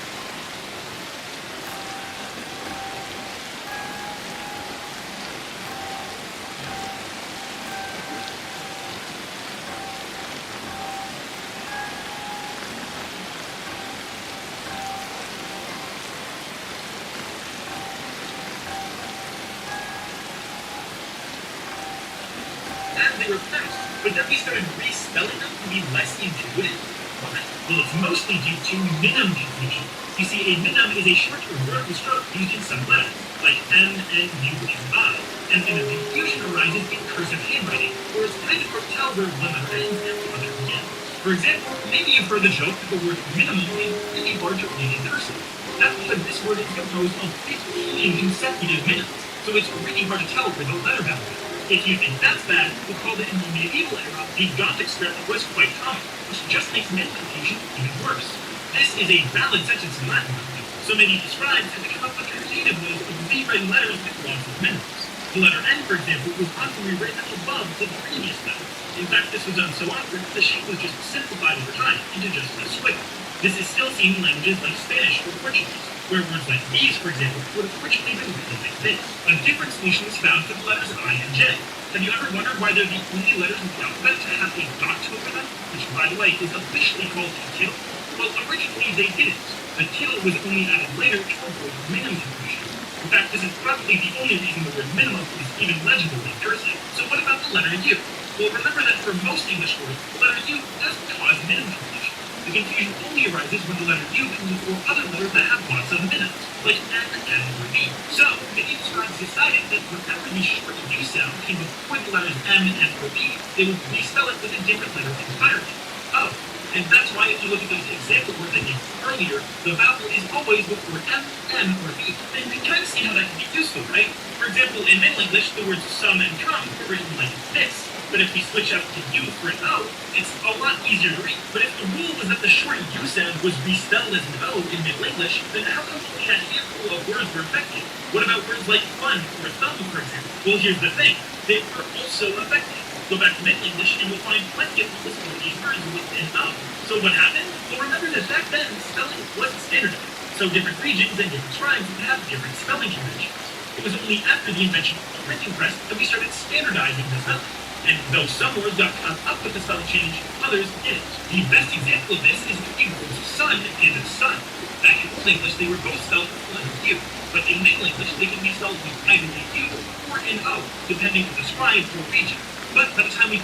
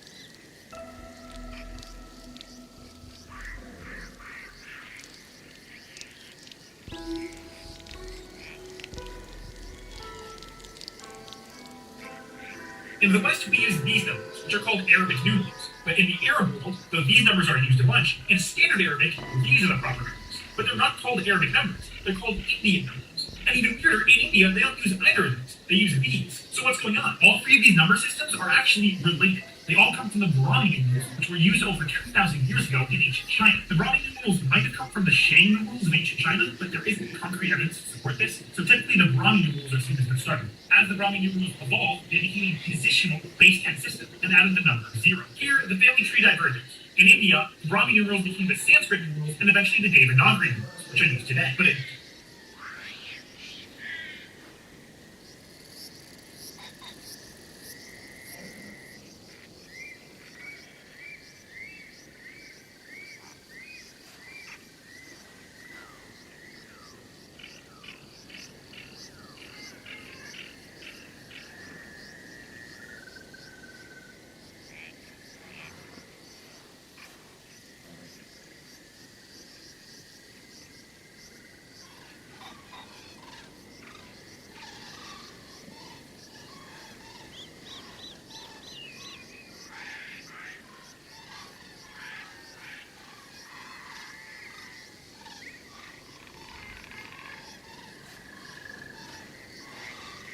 different forms of the Indian numerals were passed on to Persian, which evolved in their own way. In the Eastern Arab world, they became this, which would eventually give us Eastern Arabic numerals, or what Arabs call Indian numerals. And in the West, they evolved into this, which would eventually give us the Arabic numerals we know today. If you've ever heard the claim that the Arabic numerals were intentionally designed with the number of angles in each number, well, that's a myth. Sorry. In the West, we use these numbers, which are called Arabic numerals. But in the Arab world, though these numbers are used a bunch, in standard Arabic, these are the proper numbers. But they're not called Arabic numbers. They're called Indian numbers. And even weirder, in India, they don't use either of these. They use these. So what's going on? All three of these number systems are actually related. They all come from the Brahmi numerals, which were used over 2,000 years ago in ancient China. The Brahmi numerals might have come from the Shang numerals of ancient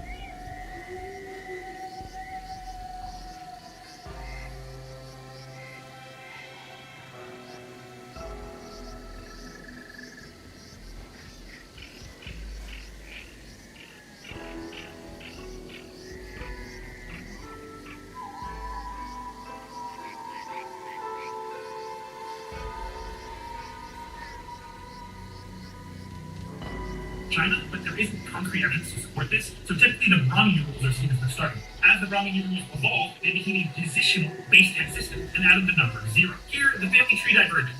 In India, the Brahmi numerals became the Sanskrit numerals and eventually the Devanagari numerals, which are used today. But a different form of the Indian numerals were passed on to Persian, which evolved in their own way.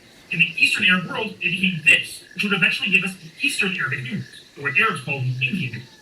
And in the West, they evolved into this, which would eventually give us the Arabic numerals we know today. If you've ever heard the claim that the Arabic numerals were intentionally designed with the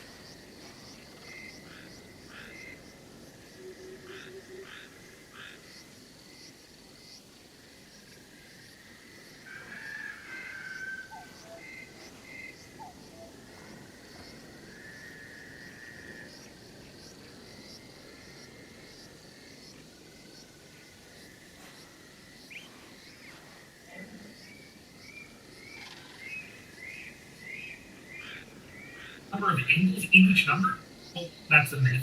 Sorry. In the West, we use these.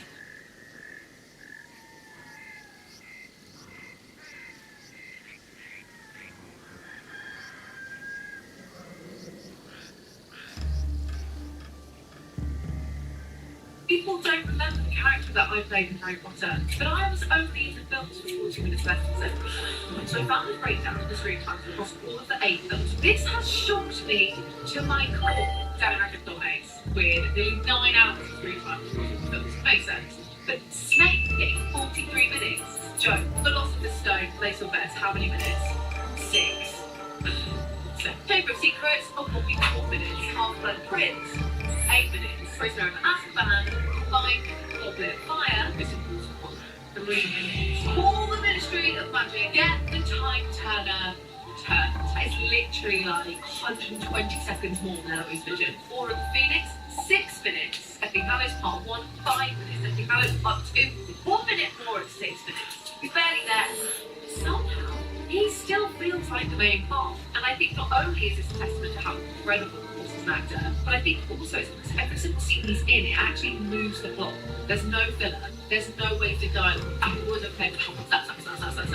And as someone who is literally in the film, you've got to remember that screen time means nothing. Impact.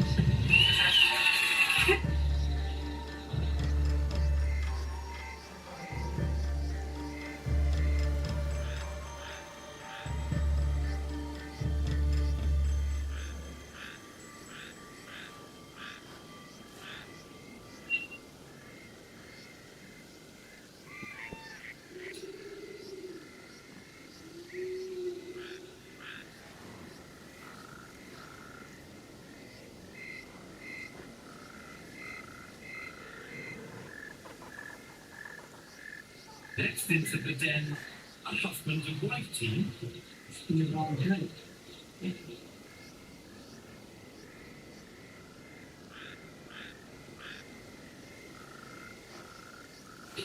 This is everything in my tiffin today. So we are in Mumbai, India, and I got this tiffin, which is a very popular lunch option on my bus commute. So we're gonna go for all there since you'll be with some burrata. It's like a thin crispy bread. Okay, first layer, vegetables, onions, lemon. Second layer, some rice. Whoa. Third layer, it's like maybe some lamb, curry.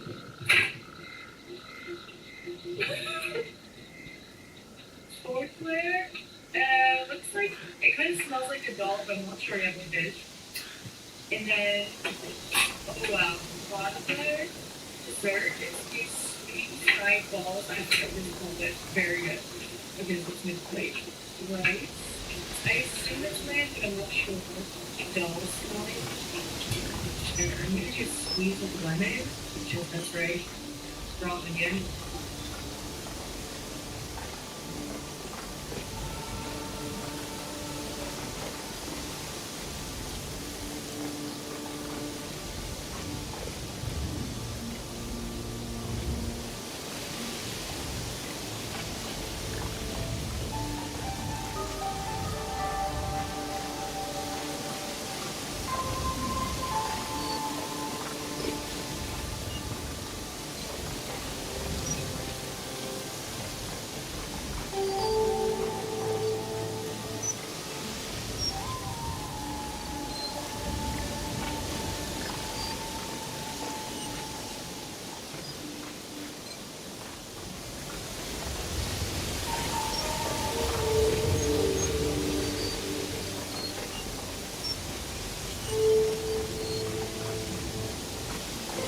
I've had my Gallon season for a few hours now, and while I do have to say that I'm really enjoying this like super easy to own and cover display, it's very, very good.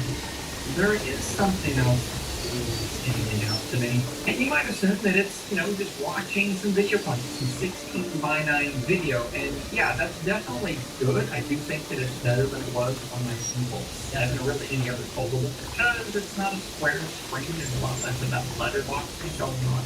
But if you're like me, you grew up in the 90s watching shows that were in 4x3, you've got something pretty cool to show.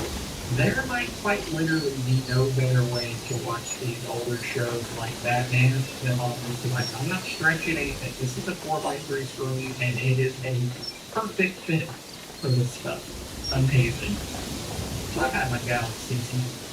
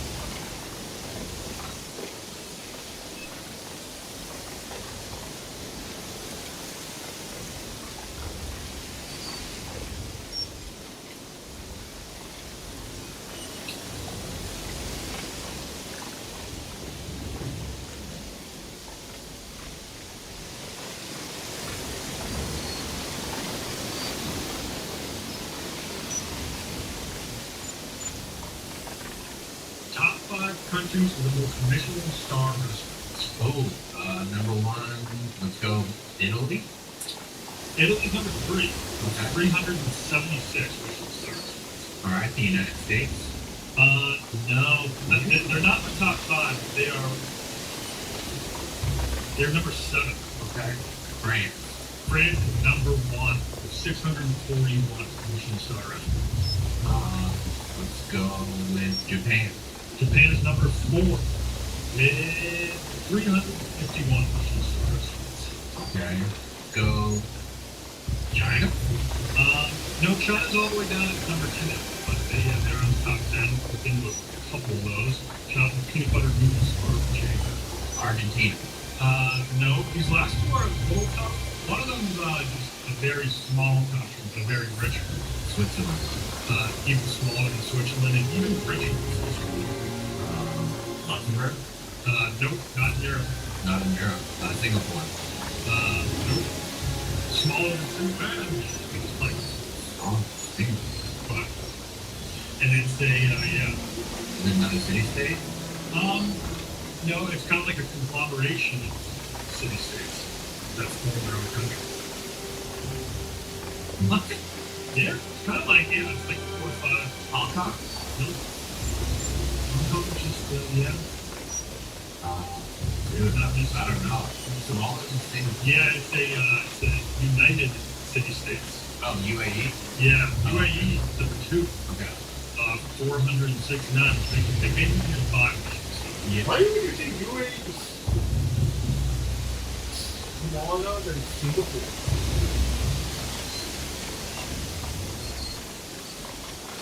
Yeah, everybody is famous on it. And then the last one, you don't think of as like a culinary hotspot, but it is a very wealthy, developed country. Australia? No, this one is in Europe. Okay. But it's not where I would go if I could go anywhere in Europe. Spain? No. Portugal? No, I like that. Spain is number 6. But, Greece? No, it's a very serious country, not known for their sense of humor, but known for being very hardworking. Hardworking. And not funny. Germany? Yes. Yeah, Germany is 336. That would never cross my mind. I know, I just think sausage and pretzels. Yeah. There, but no, I'm sure they. Oh, and pork roast. I'm sure they make mean pork. There's one about pork, not one you forget. Yeah. All right. Cool. Good list.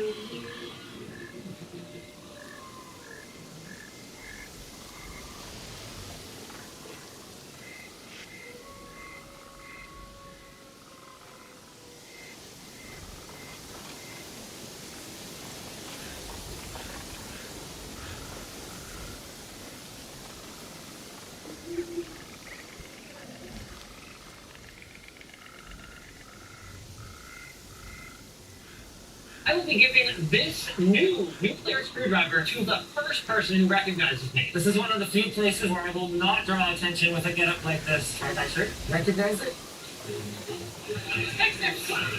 I almost gave myself away.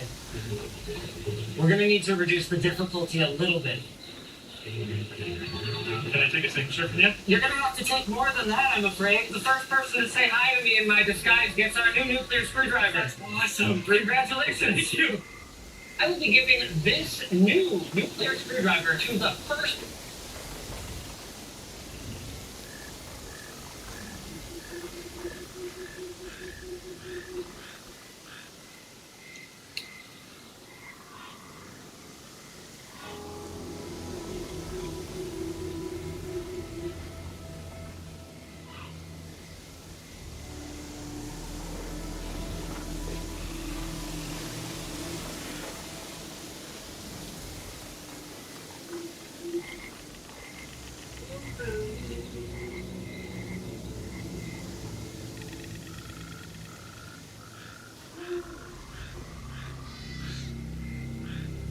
I'm in America for the club. We tried Chick-fil-A for the first time. We've got a spicy chicken burger, fried potatoes, and a Coke Zero. Let's dig in, shall we?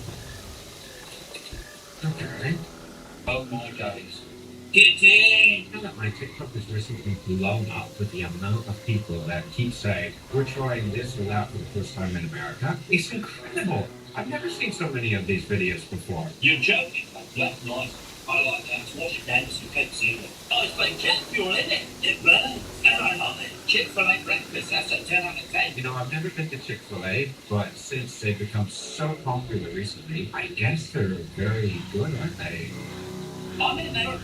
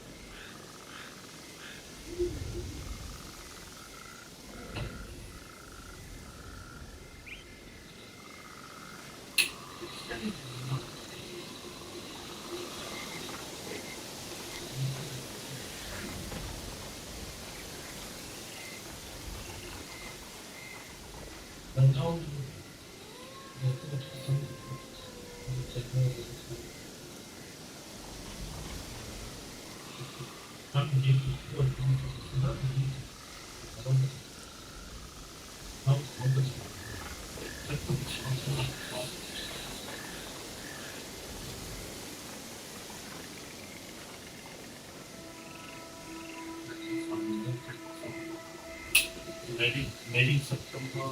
Please September.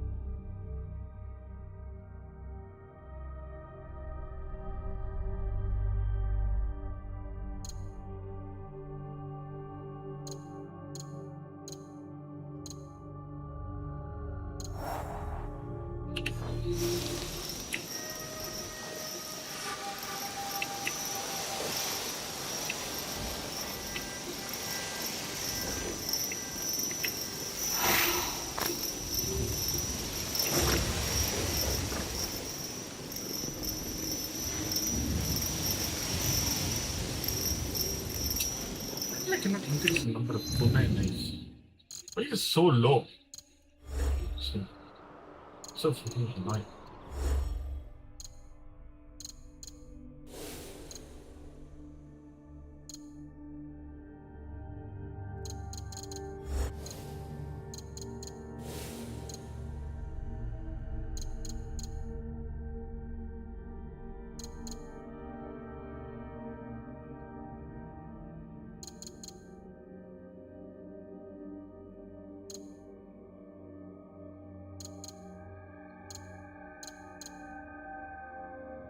This is the maximum capacity.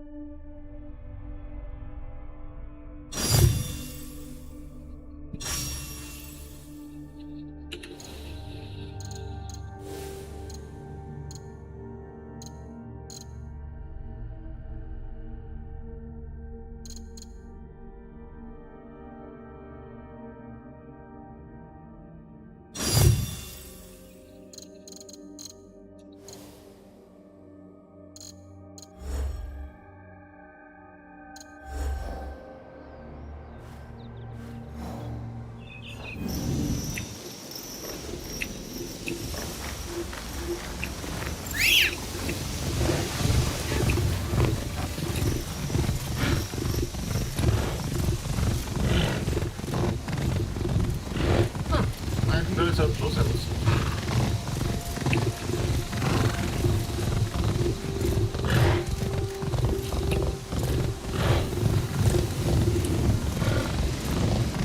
Ah, shit!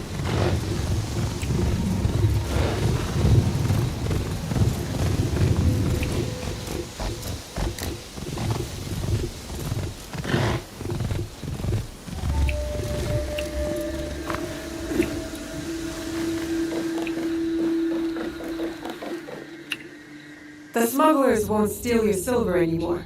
They will catch you working with the Portuguese to smuggle tempo. War and poetry, I understand. But the affairs of criminals will forever elude my grasp.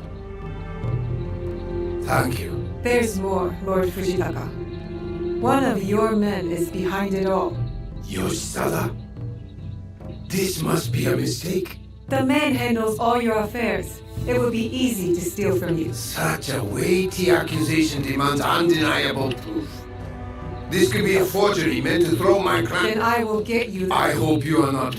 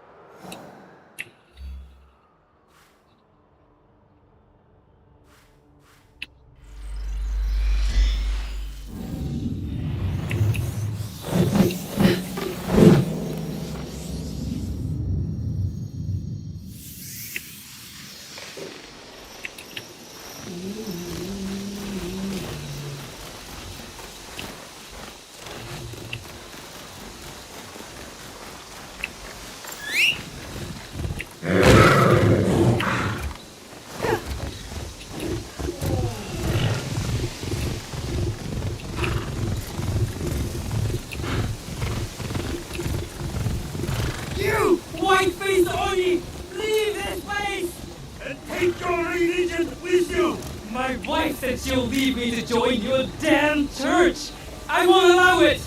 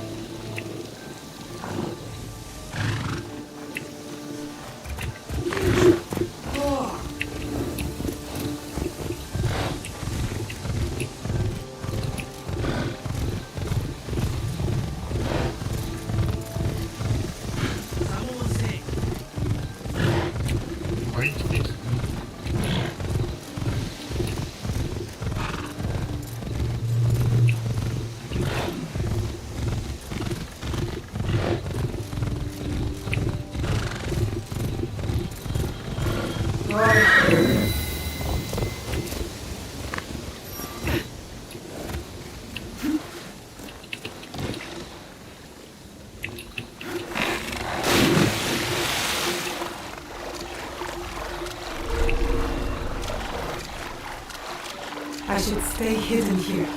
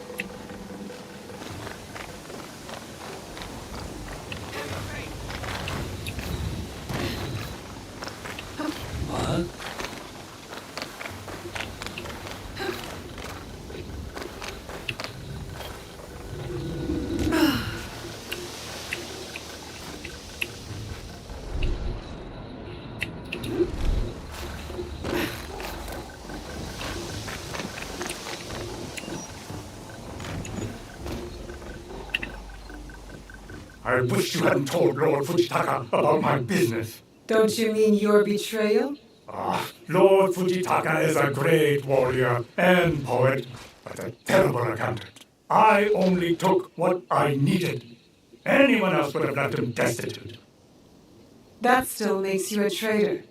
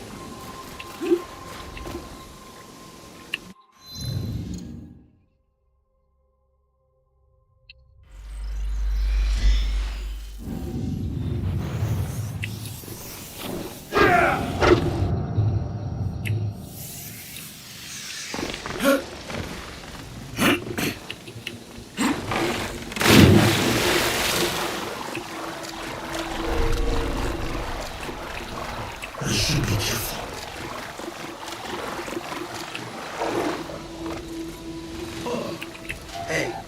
Outlander!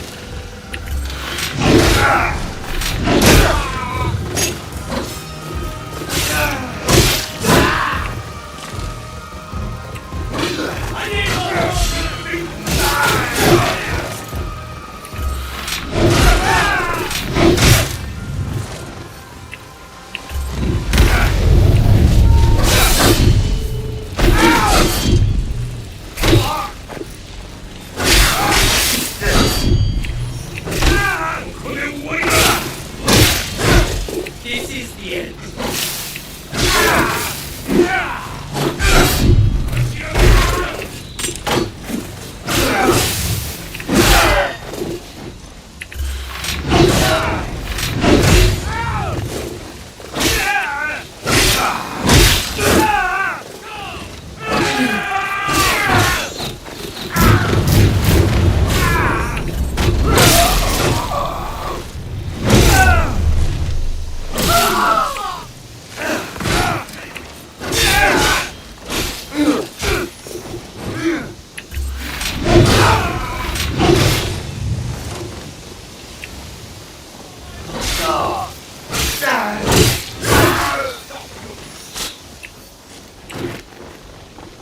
I lost him.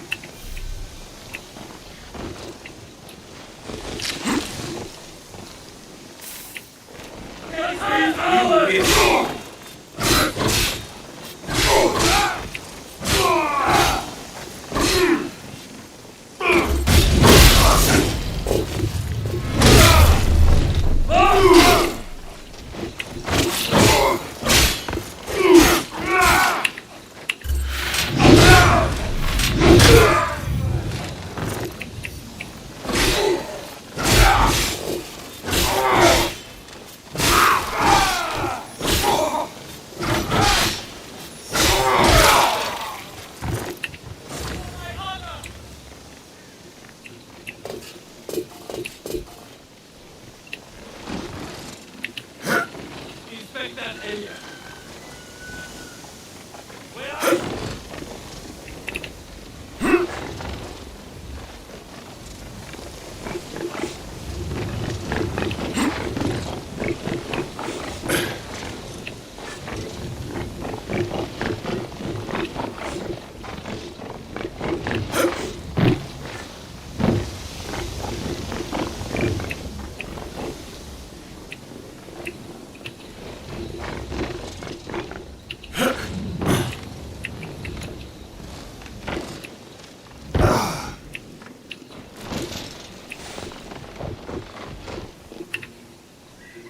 I wish you hadn't told Lord Fujitaka about my business.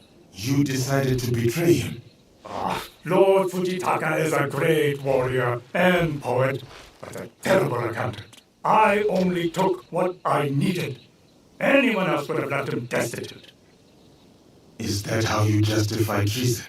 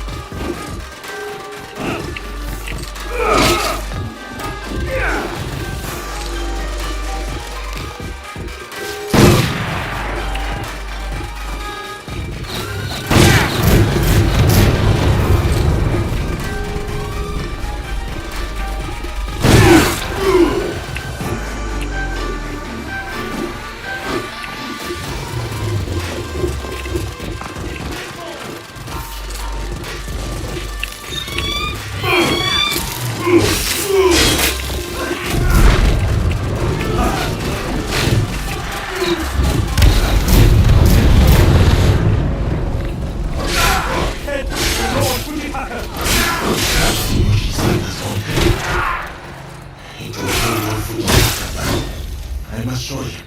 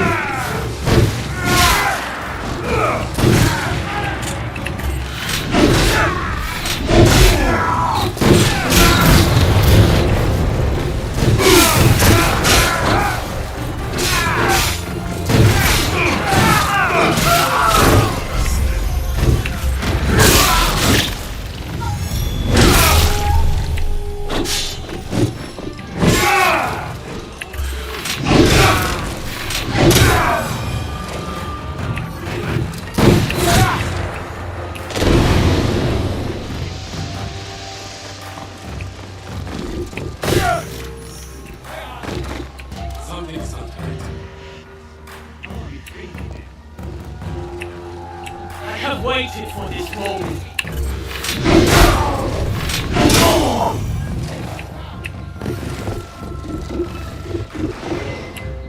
Make your peace!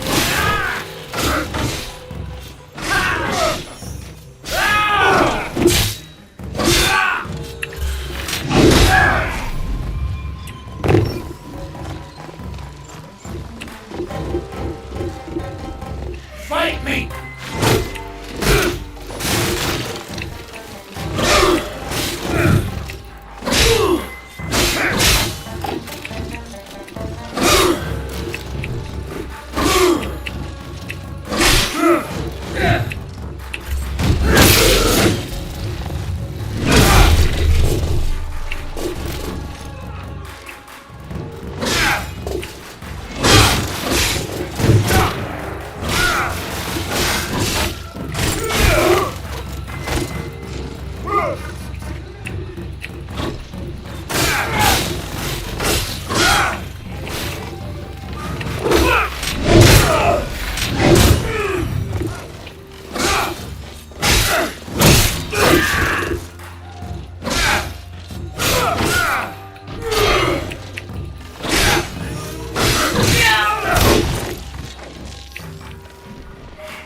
Cast my gun!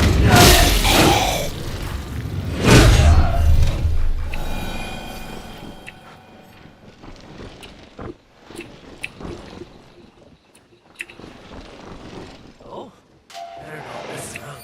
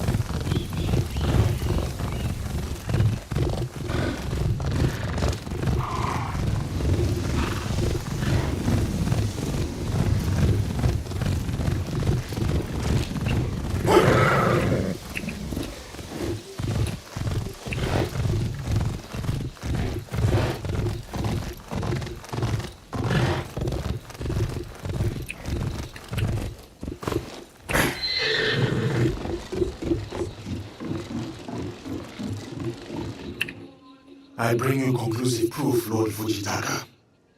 Yoshisada's confession and news of his death. I was a fool to hope you were wrong. I am sorry. He valued his judgment over your own, and saw your trust in him as weakness. I have had my fill of treacherous ambition. There will be no alliance between the Akechi and Hosokawa clans. Would that I could walk away from these earthly affairs. If a poem should break my heart, it would be from beauty alone. There is no walking away from our duties, Lord Fujitaka.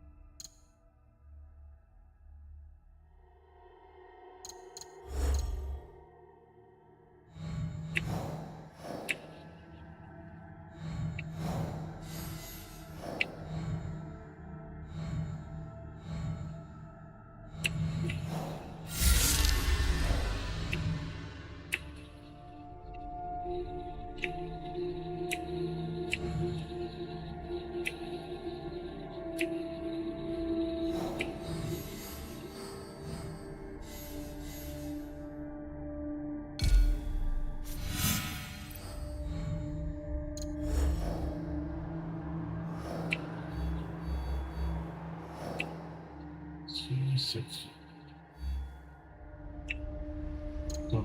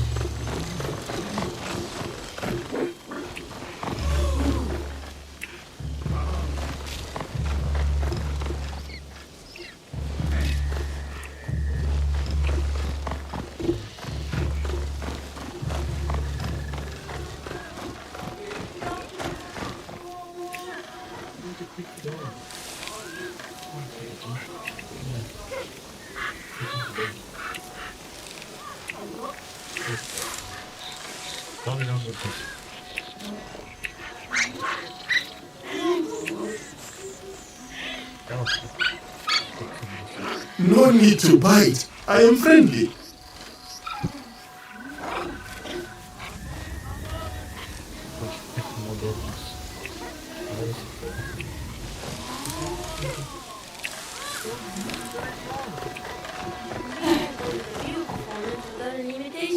We'll just use the same secret passage we used to sneak out the other day. But what if that woman catches us?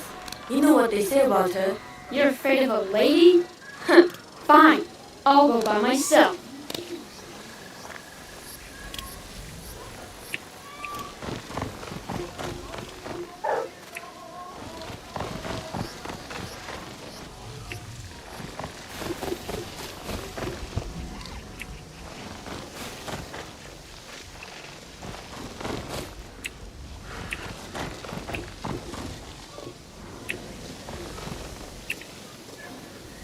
Hello, sir. You're looking for the view performance, right? Listen closely, and I'll give you a little advice that could save your life. All right. What is it? You made the right choice, sir.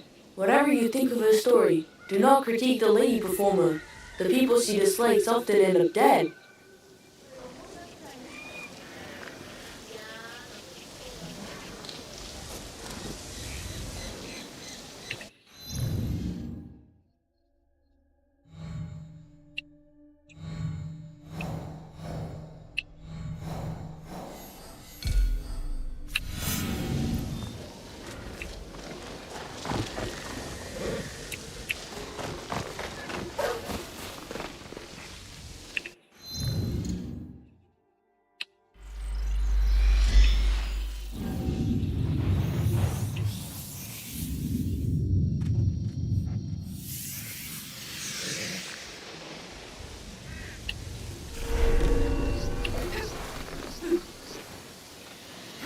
If I'm seen, I'll have to fight my way out.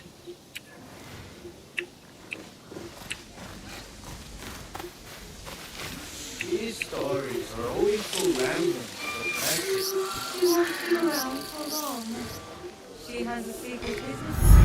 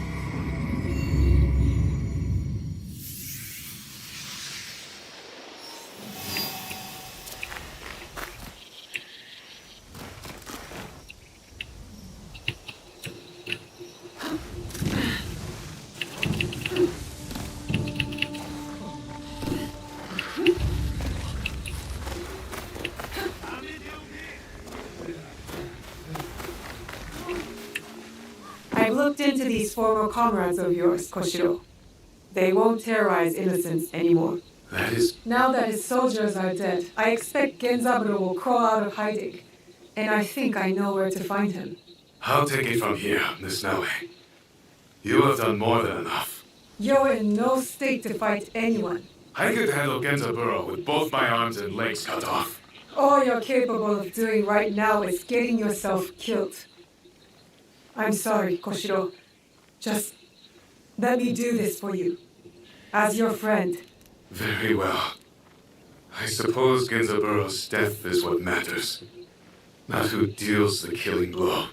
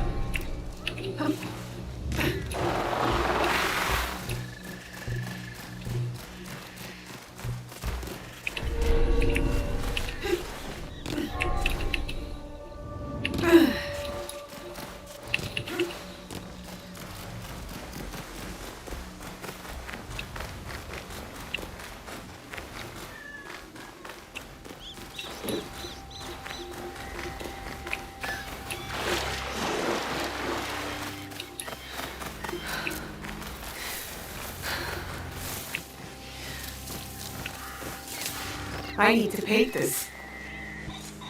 You're too far away. I need to be quiet.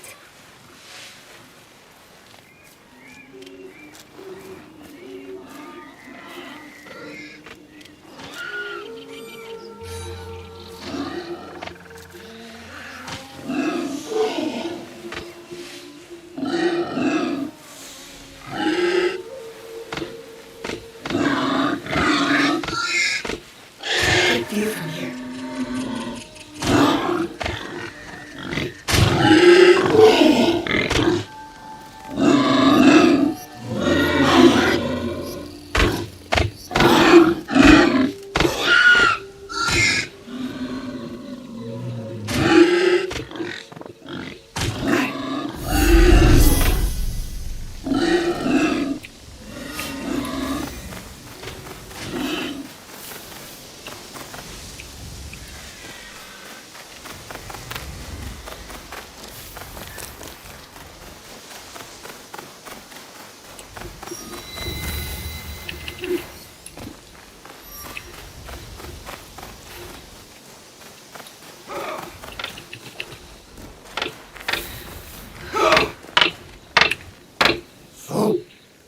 Koshiro's a top dog.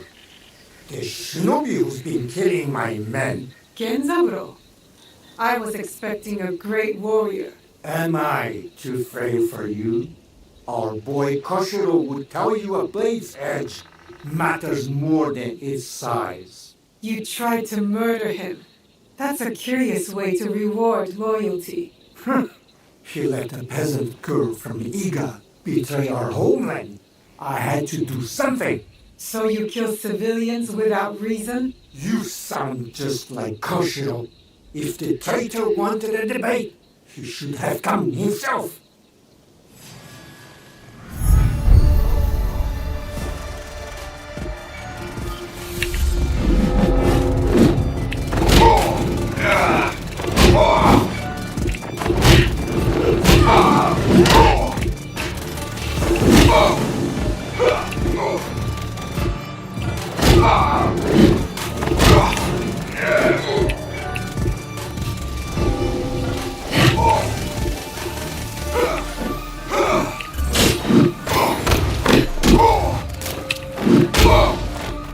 Koshiro is next!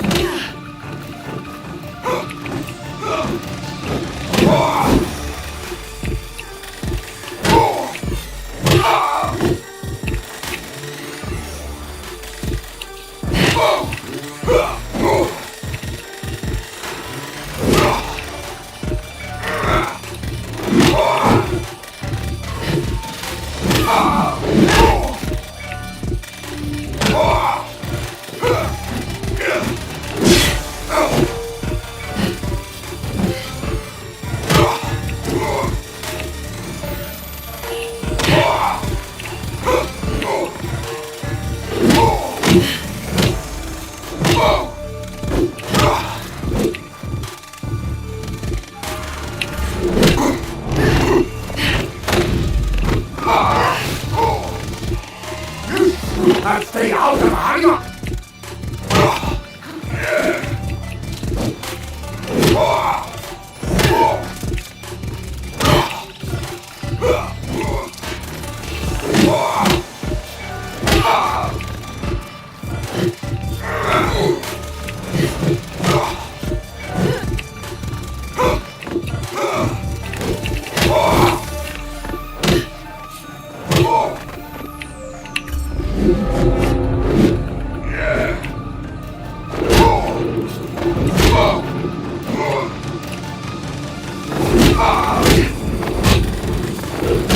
Yours will be avenged!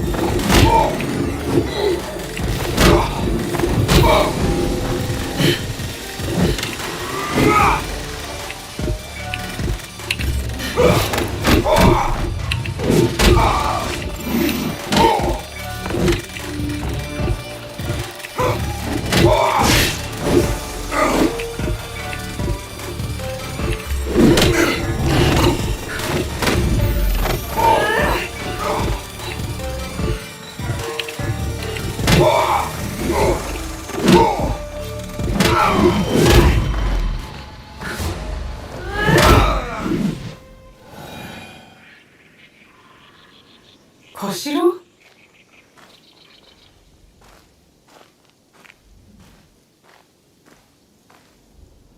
So it is done? Kenzaburo is dead? What are you doing here, Koshiro? I wanted to help.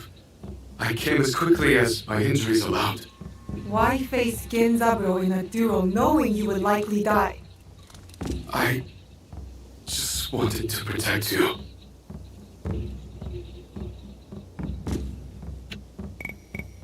Koshiro, you're useless in a fight right now.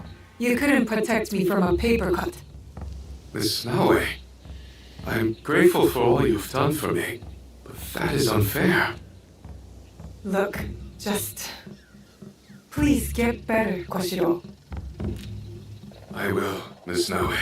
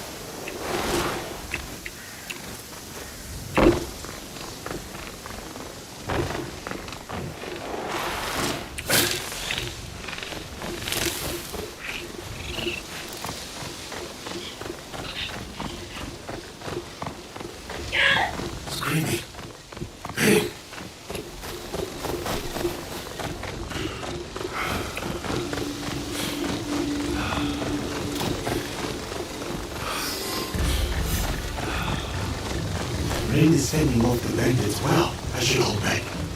She is in control, right? I can help if she needs it. How did I lose them? Bring it on.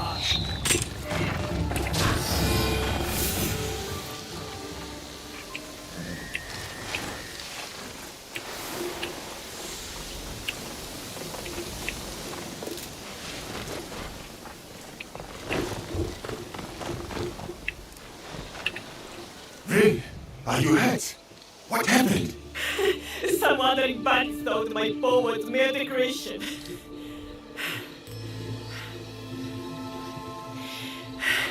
But I appreciate your concern, Sensei. It took everything in me not to intervene. But I could see you had the situation in control. You held your ground, defended yourself beautifully. Thank you. The baby dropped the bracelet. These belong to the merchant up by the Kumano Hongu Taisha Shrine. Kind man.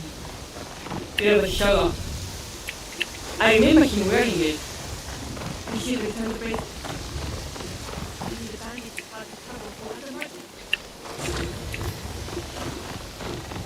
What kind of bracelet is it?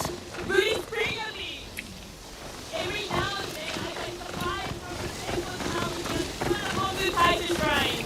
So you're not a hermit like your grandfather was? No, I consider some of the merchant's friends. Or at least they are some of my nearest neighbors. I remember one merchant wearing these beads. Apparently, I was the only person he hadn't told about them. You have taken to writing very well. Thank you. I would say I am mostly self-taught, after all. Ha ha! You wound me. You are a natural rider. But the horse will know if you become overconfident and will surprise you. Perhaps I should show you how good I am. How about the friendly way to the big lake over the reach? Is that wise? You are still a beginner. Spoken like one who had already lost. Was someone worried I'm better than him? What? Ha! Never! Then perhaps it's time I teach you a thing or two. Don't keep me waiting, Sensei! Ah!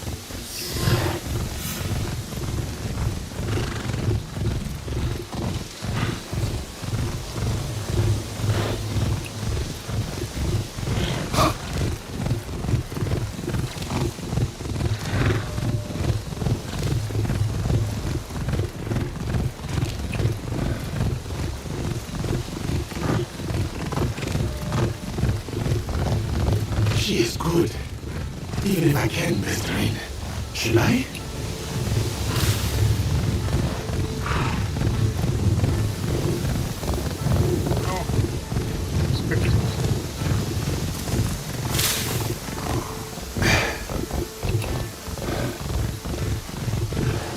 Go.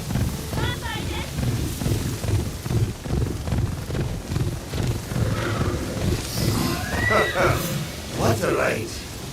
Perhaps you too were born in a saddle. I told you I'm the better rider. Ah, your horse did not have such a heavy load. And I think you must have taken a shortcut. Keep making you executed, Sensei. Anything to suit you. To be fair, For you to ride so well, so quickly, is there's a very... reason why professional, why horse riders ride on a small thing and very light. impressive. It took me years. Where did you learn? I started when I was very young, back in my homeland. A country far across the ocean. Tell me more about your home. I would not know where to begin. Then, paint me a picture. How does it look out there? It is a very hot place. Different seasons, animals and fruits. Golden sand. The rest, blue and green, like an insect's wings. Before I came to this land, your country, I had never seen snow. No winters? A different kind of winter. Did you say different fruit? Tell me you had plants. I cannot bear the thought of a life without plants. We had many other fruits. No, I could do without. But no plants. What would life be? Here we are. Come, let's return the bracelet to its rightful owner. Oh, Lin is back! Hello!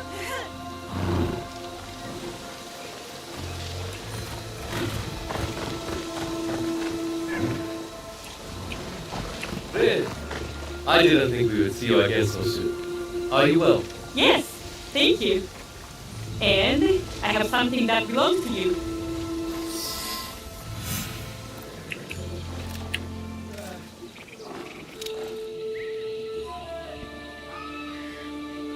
Oh!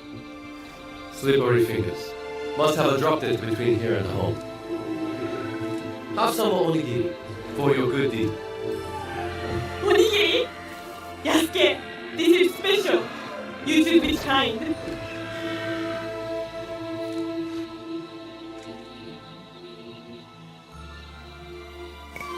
How about the plum? Really? That's my favorite. While we are here, I want to take one more shot. If you don't mind. I love calligraphy. All the papers and brushes. I daydream about what I would paint. I am glad to know you have company.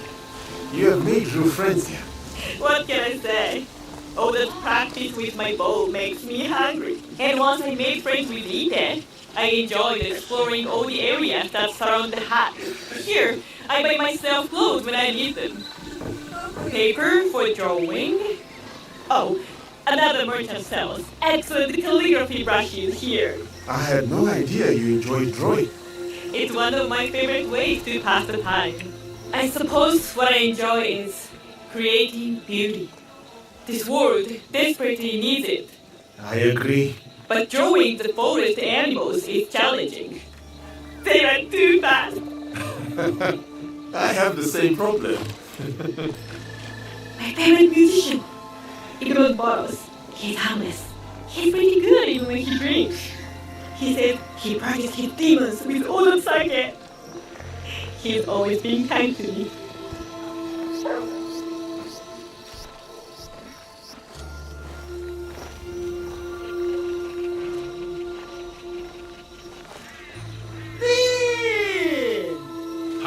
Who's your friend? Hey, the three-legged crow told me to practice day and night. I'm just doing what I was told. Though the musician's methods are questionable, I cannot help but admire his dedication to his art. Perhaps creating beauty is something we should all aspire to do. You intrigue me, Sensei. Tell me, what beauty do you intend to create? Not many people know. I too enjoy creating art. If it pleases you, I would like to draw a portrait of you. Oh, yes, it would please me most greatly. Thank you. Please, stand exactly as you are.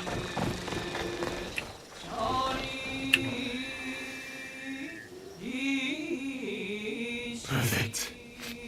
Creating beauty is something you are already skilled at.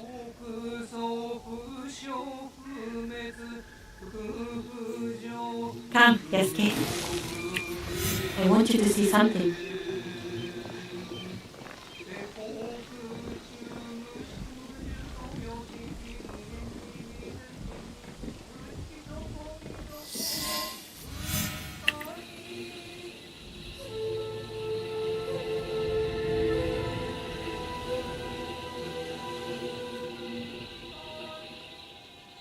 Despite how we were brought together, I'm so grateful to have met you. Because of you, I can lead a different life. One I am proud of. One filled with excitement. And you.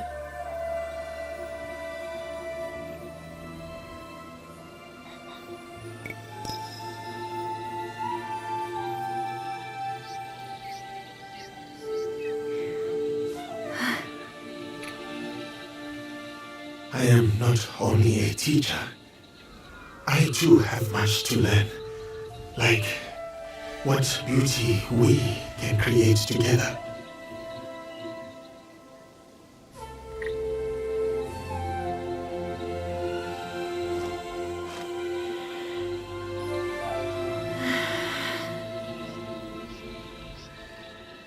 day and every day for the rest of our lives.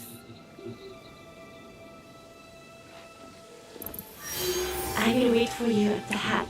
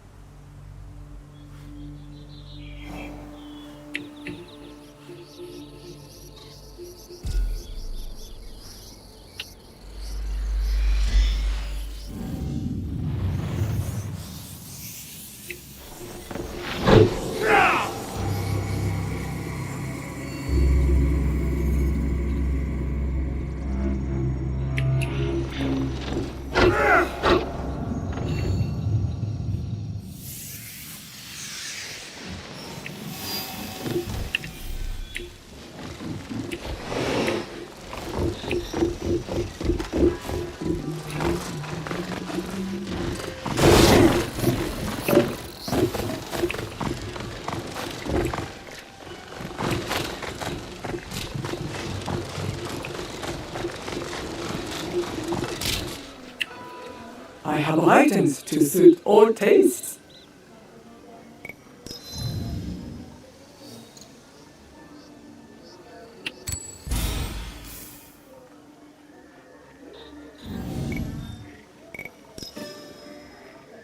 Please visit again.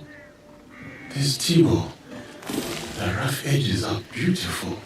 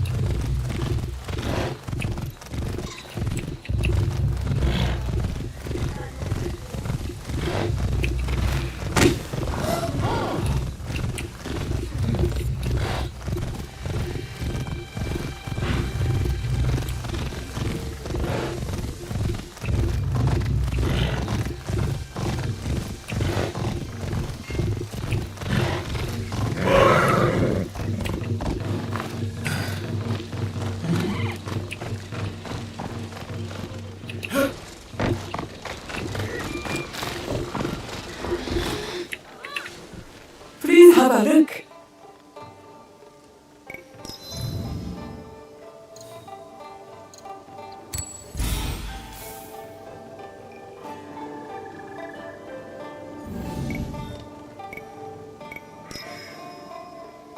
You will return, I know it.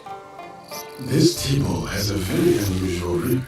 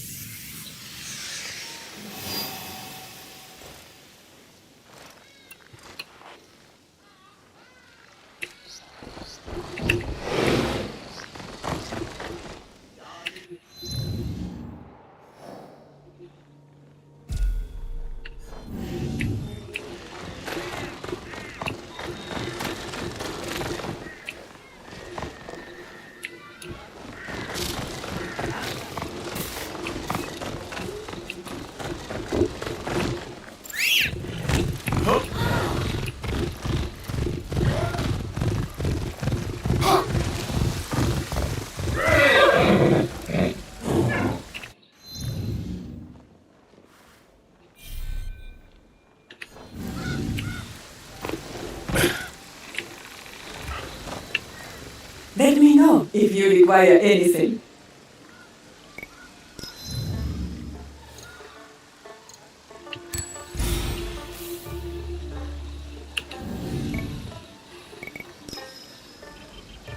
Come back soon.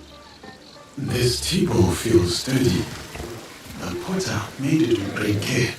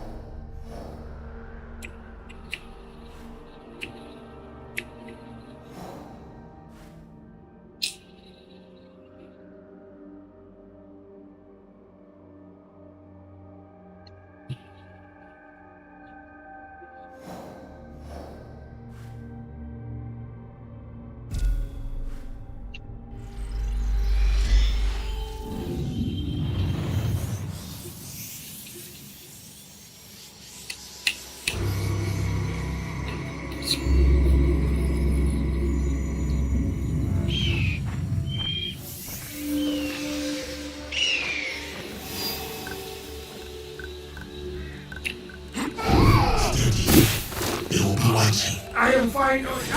This is fine.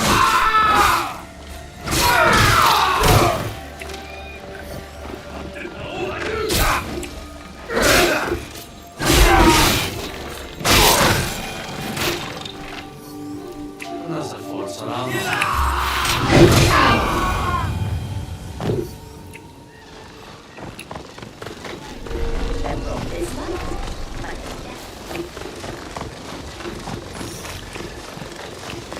Nagahita said the stolen.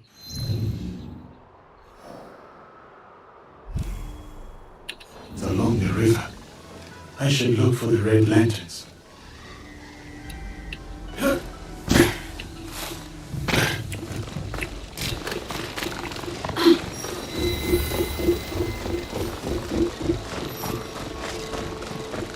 I stuff a ton of noodles in my mouth. I look like a scaredy boy. No, you don't. You look like a fish.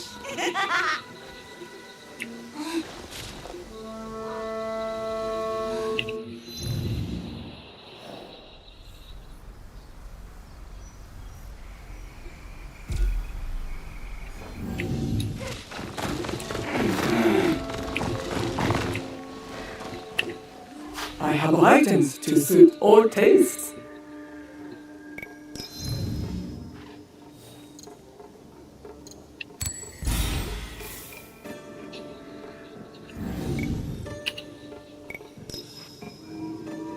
Please visit again. The Jesuits would not look twice at this T-bow. It is too...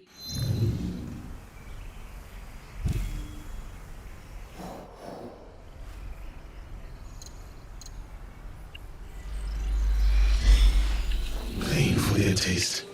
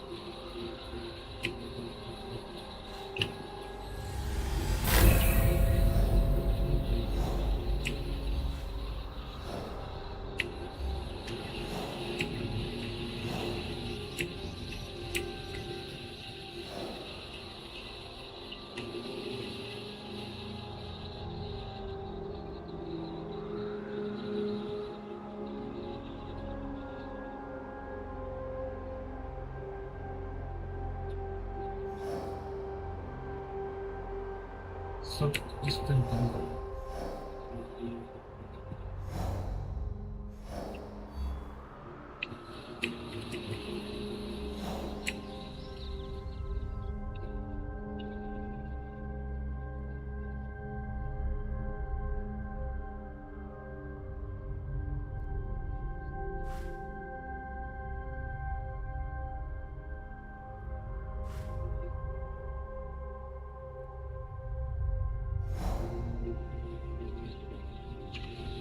스마트폰이 방향을 타고 왜 스키시하고 가서 this meal. Where is this coming on?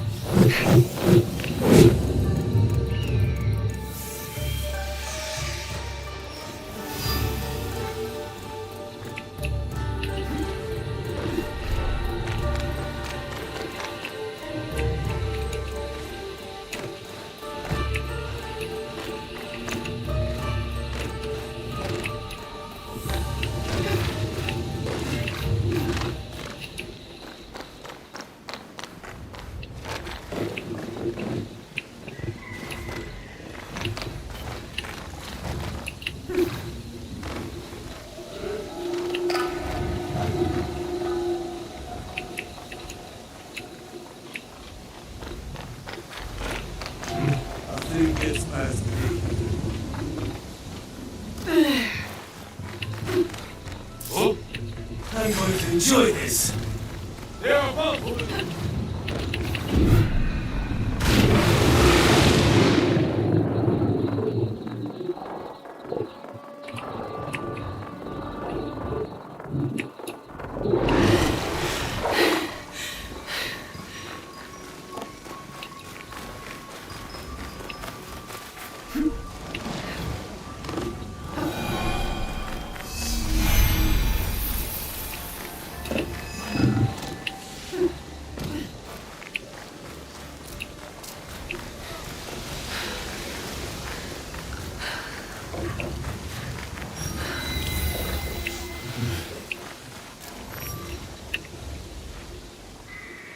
Please have a look.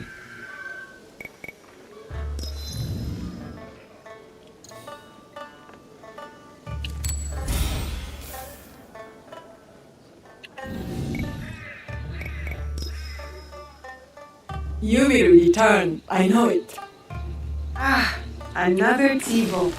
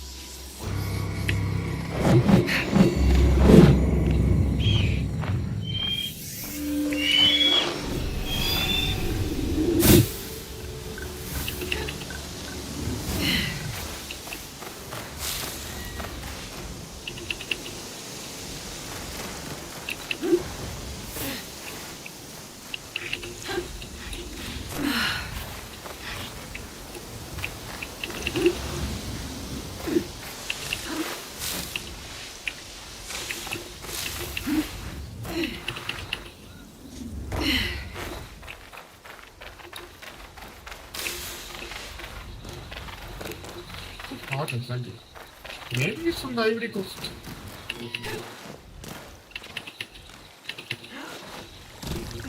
Nice.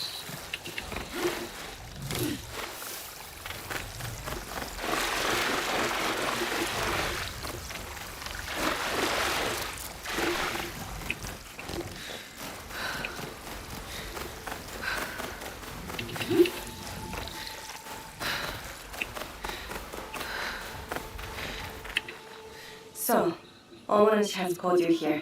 Homonushi? The kami? Not that I know of. The call of our kami is subtle, often heard by the uninitiated as something else. Some say restless spirits are the cause of the damaged shrines. What do you say? I say it may be, or perhaps no, but the result is the same. Omonushi is unsettled. What can be done? Join me in tribute to Omonushi. Offer sake at his 3 shrines. Clarity will follow. You rarely hear sake and clarity together, but I'll pay Omonushi tribute. My fellow Kannushi hide in a nearby village, too afraid to lead in the worship of Omonushi. Is this because of the damaged shrines? Yes. Without the priest's guidance, seeking Omonushi becomes ever harder for the people. If it is not restless spirits behind the shrine attacks, then who is to blame? I fear only a human mind could stir up such turmoil and treachery. Yet its scope is beyond any one person. A conspiracy? If true, its members will have power and influence. They need to be stopped. It might weaken their leader. If death is the only path, then do what you must.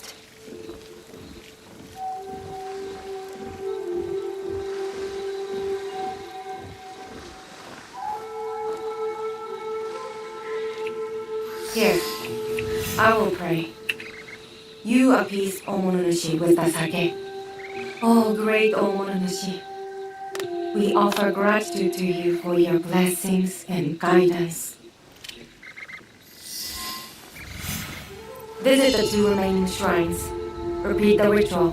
For all Yamato's turmoil, you need fear nothing on this mountain.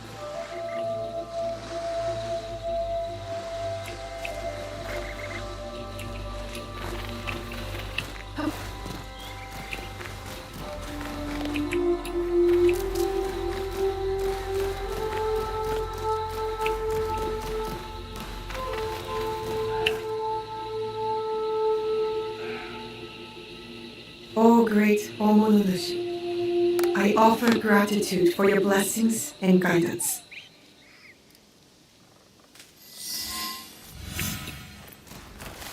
I will go to the last shrine.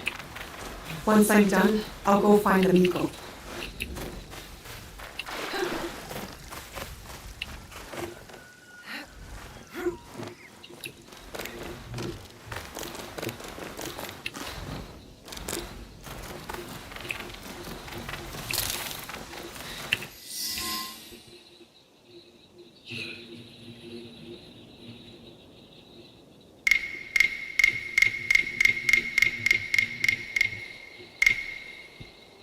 Seeking answers from spirits, are you? Then you are a fool. Is that an insult? I've been called much worse. A sense of humor is a rare commodity in this age. Gojiro, at your side. Now what? I guess you're not looking for answers. I have all the answers I need. Then what's your purpose? Why talk to me? Purpose? None. But you? You are on the trail of a formidable warrior, yes?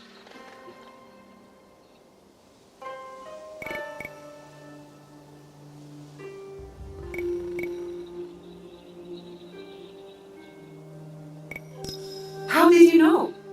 What? You mean I guessed right? There must be a cat. Then you are wise.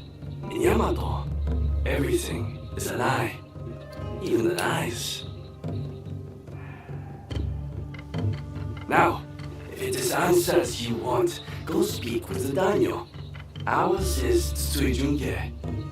A fine young man. Never heard of him. but I know few daimyo can be trusted. Very good. Trust no one. But if you want to get on his good side, take a gift. Persimmon, perhaps. He is fond of them. Where will I find Lord Junke? Like the truce, he is elusive. Definitely not in his castle. You like tea? They make excellent tea somewhere over there.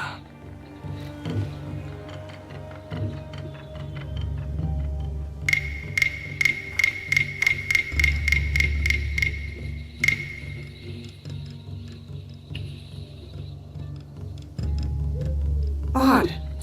He's gone.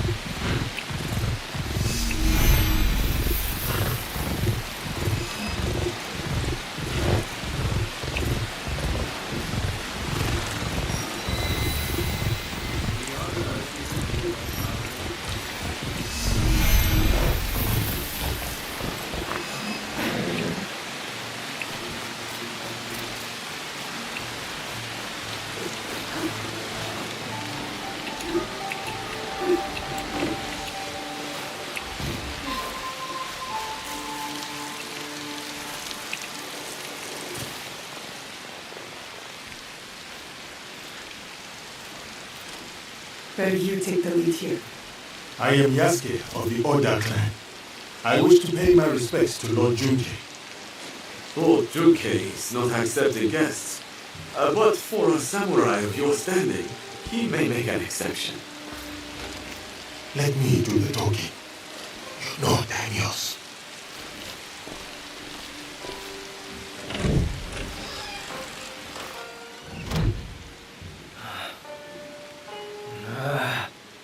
Missing envoys. Restless spirits. I came here surreptitiously. Greetings, Lord Junke. My name is Yasuke. I remember you. Oda Nobunaga's mighty giant. My servant intends you no harm. A gift for you.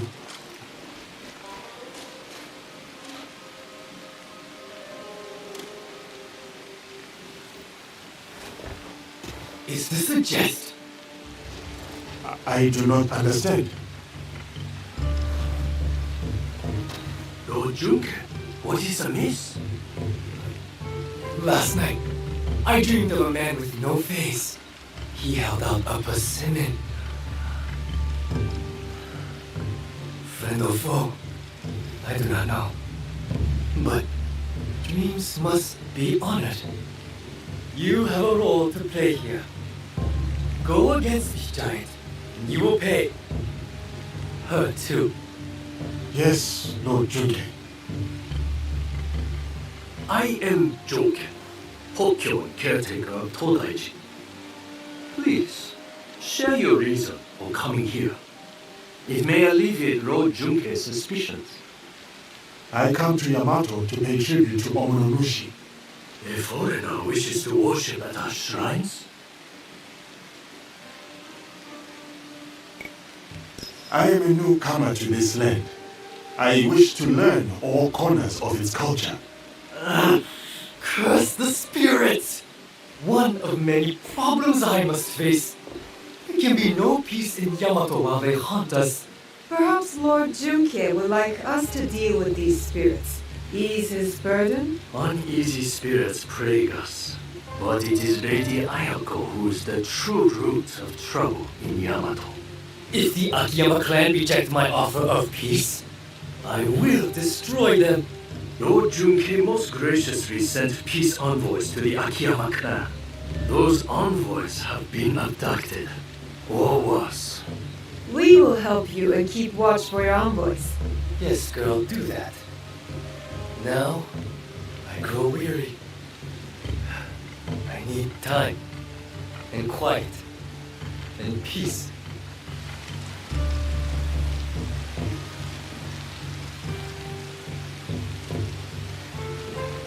Yasuke, I have heard stories of your prowess. It would be my honor if you were to visit me at Todaiji Temple. You may bring your servant, too, if she wishes to come along.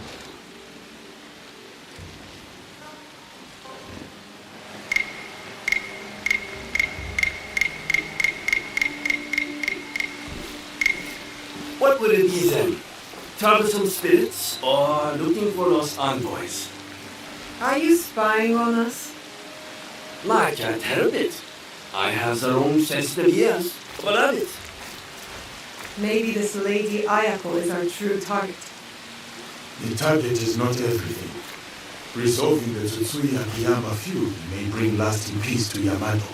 Killing a target can bring peace. Perhaps. Lady Ayako deserves investigation, I agree. Finding the envoys may lead us to her. But the more pressing threat is the spirits. We must put them at ease before the people lose hope. If they exist. Tomiko mentioned a nearby village with frightened priests. And there you have it. The spirits, then the envoys. Oh, and after, maybe a visit to the Hokkyo at his temple. Should be fun. That is the order of things. Do not deviate, or you will taste my wrath. Strange man. This whole land is strange.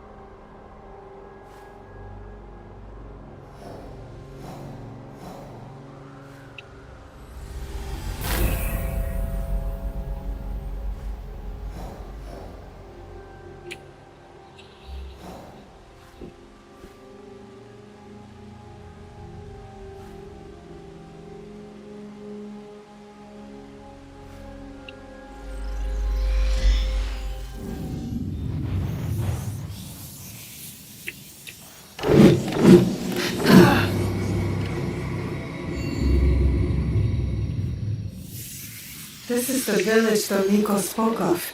I should find the priest.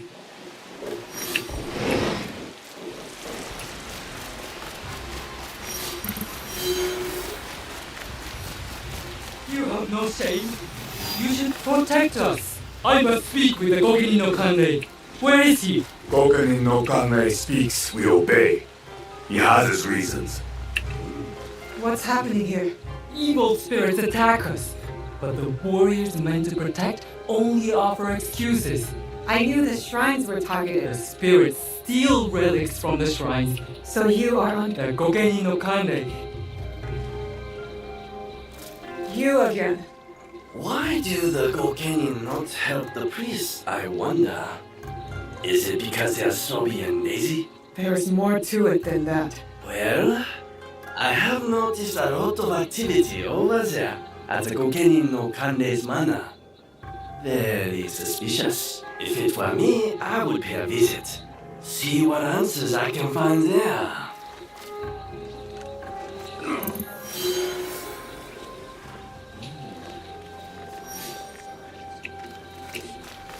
Good.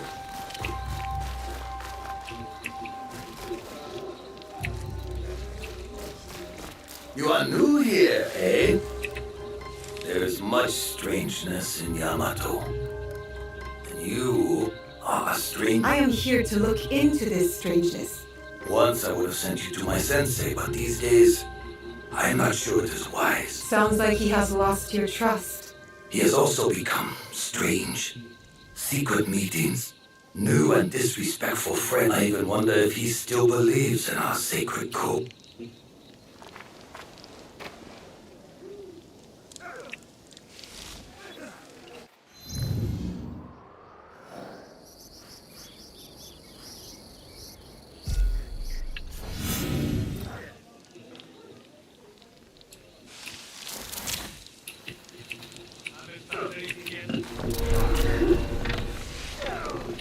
I need to keep out of sight.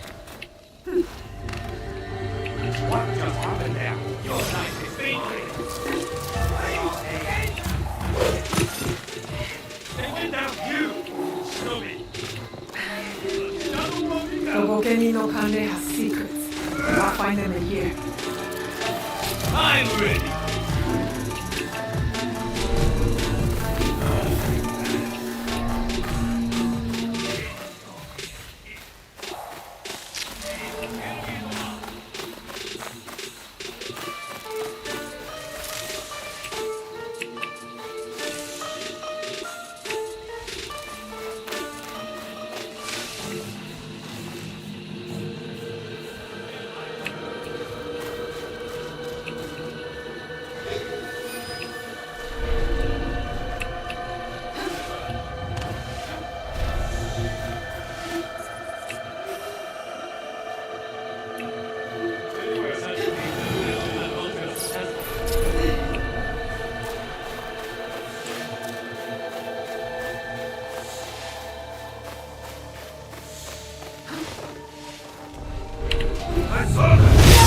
Fire in your eyes!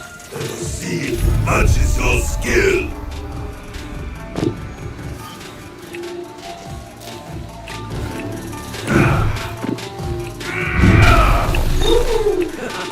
This looks like fun.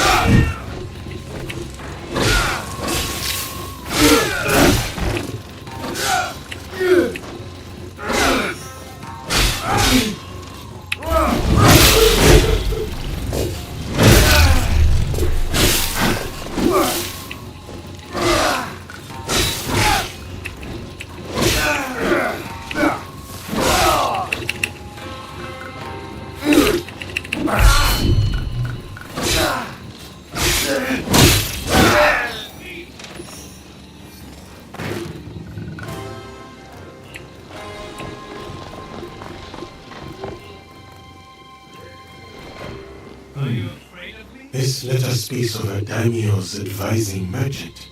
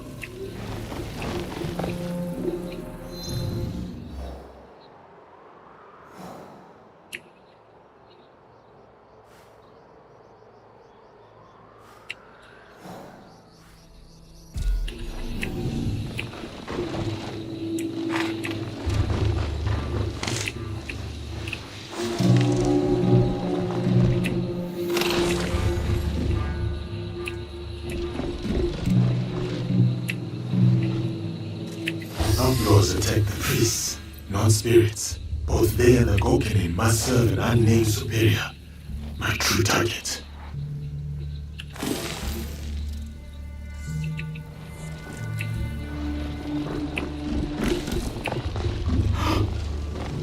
Face me!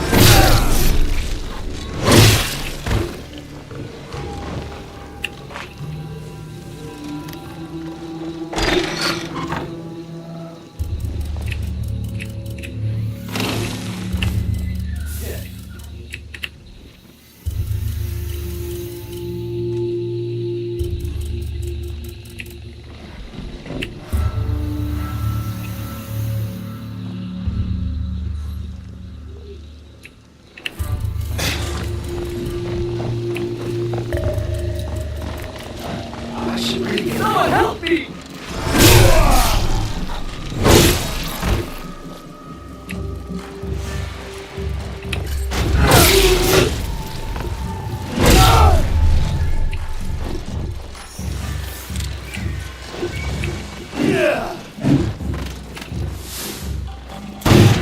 I will break you!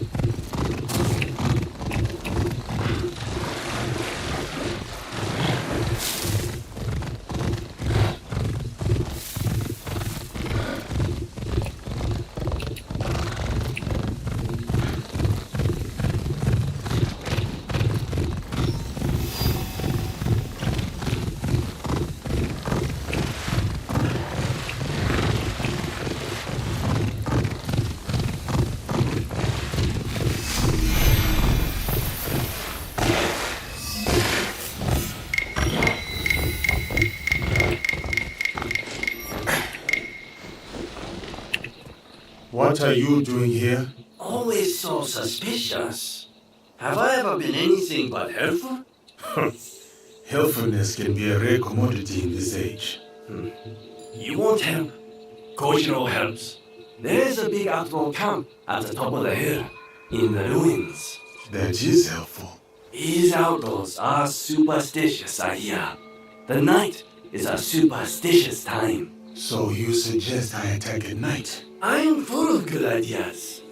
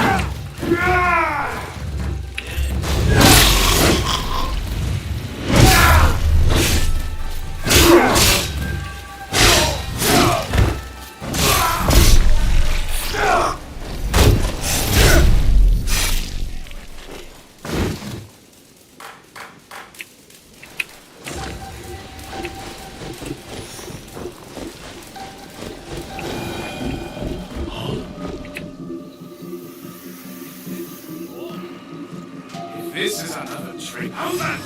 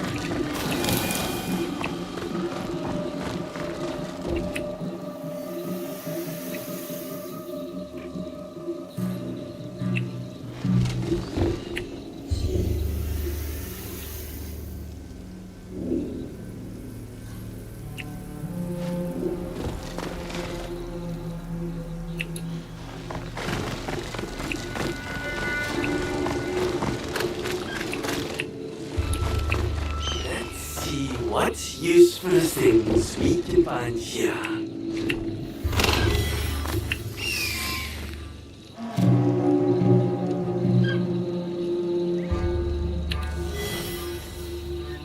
Another mention of an unnamed superior. They made the outlaws steal shrine relics. They are a magpie? With an eye for shiny things?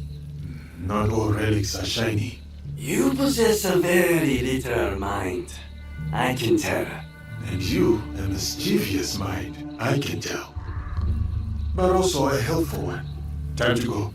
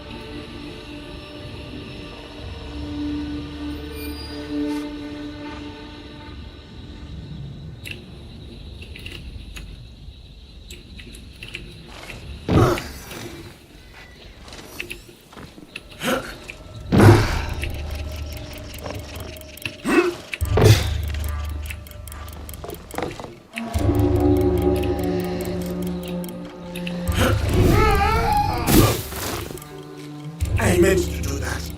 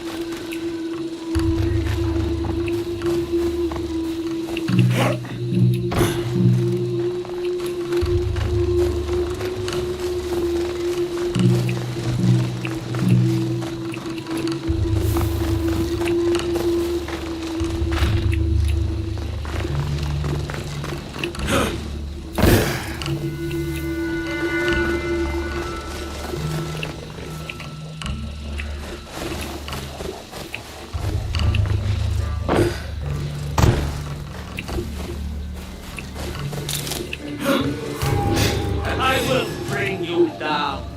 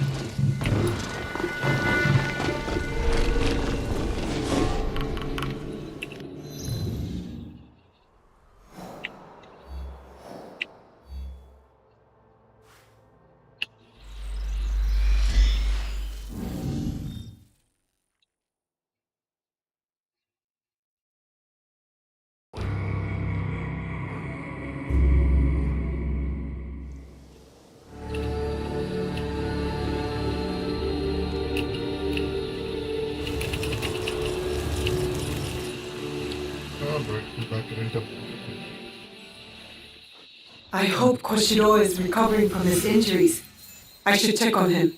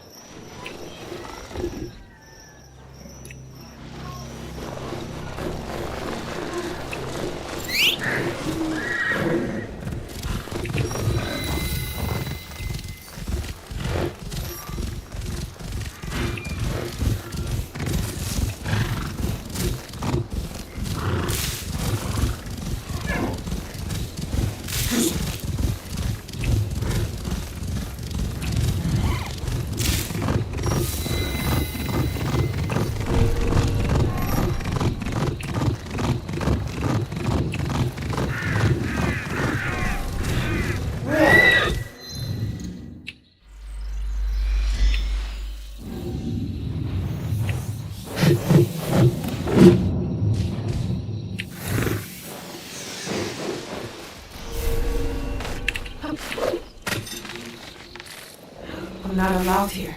I should be quiet.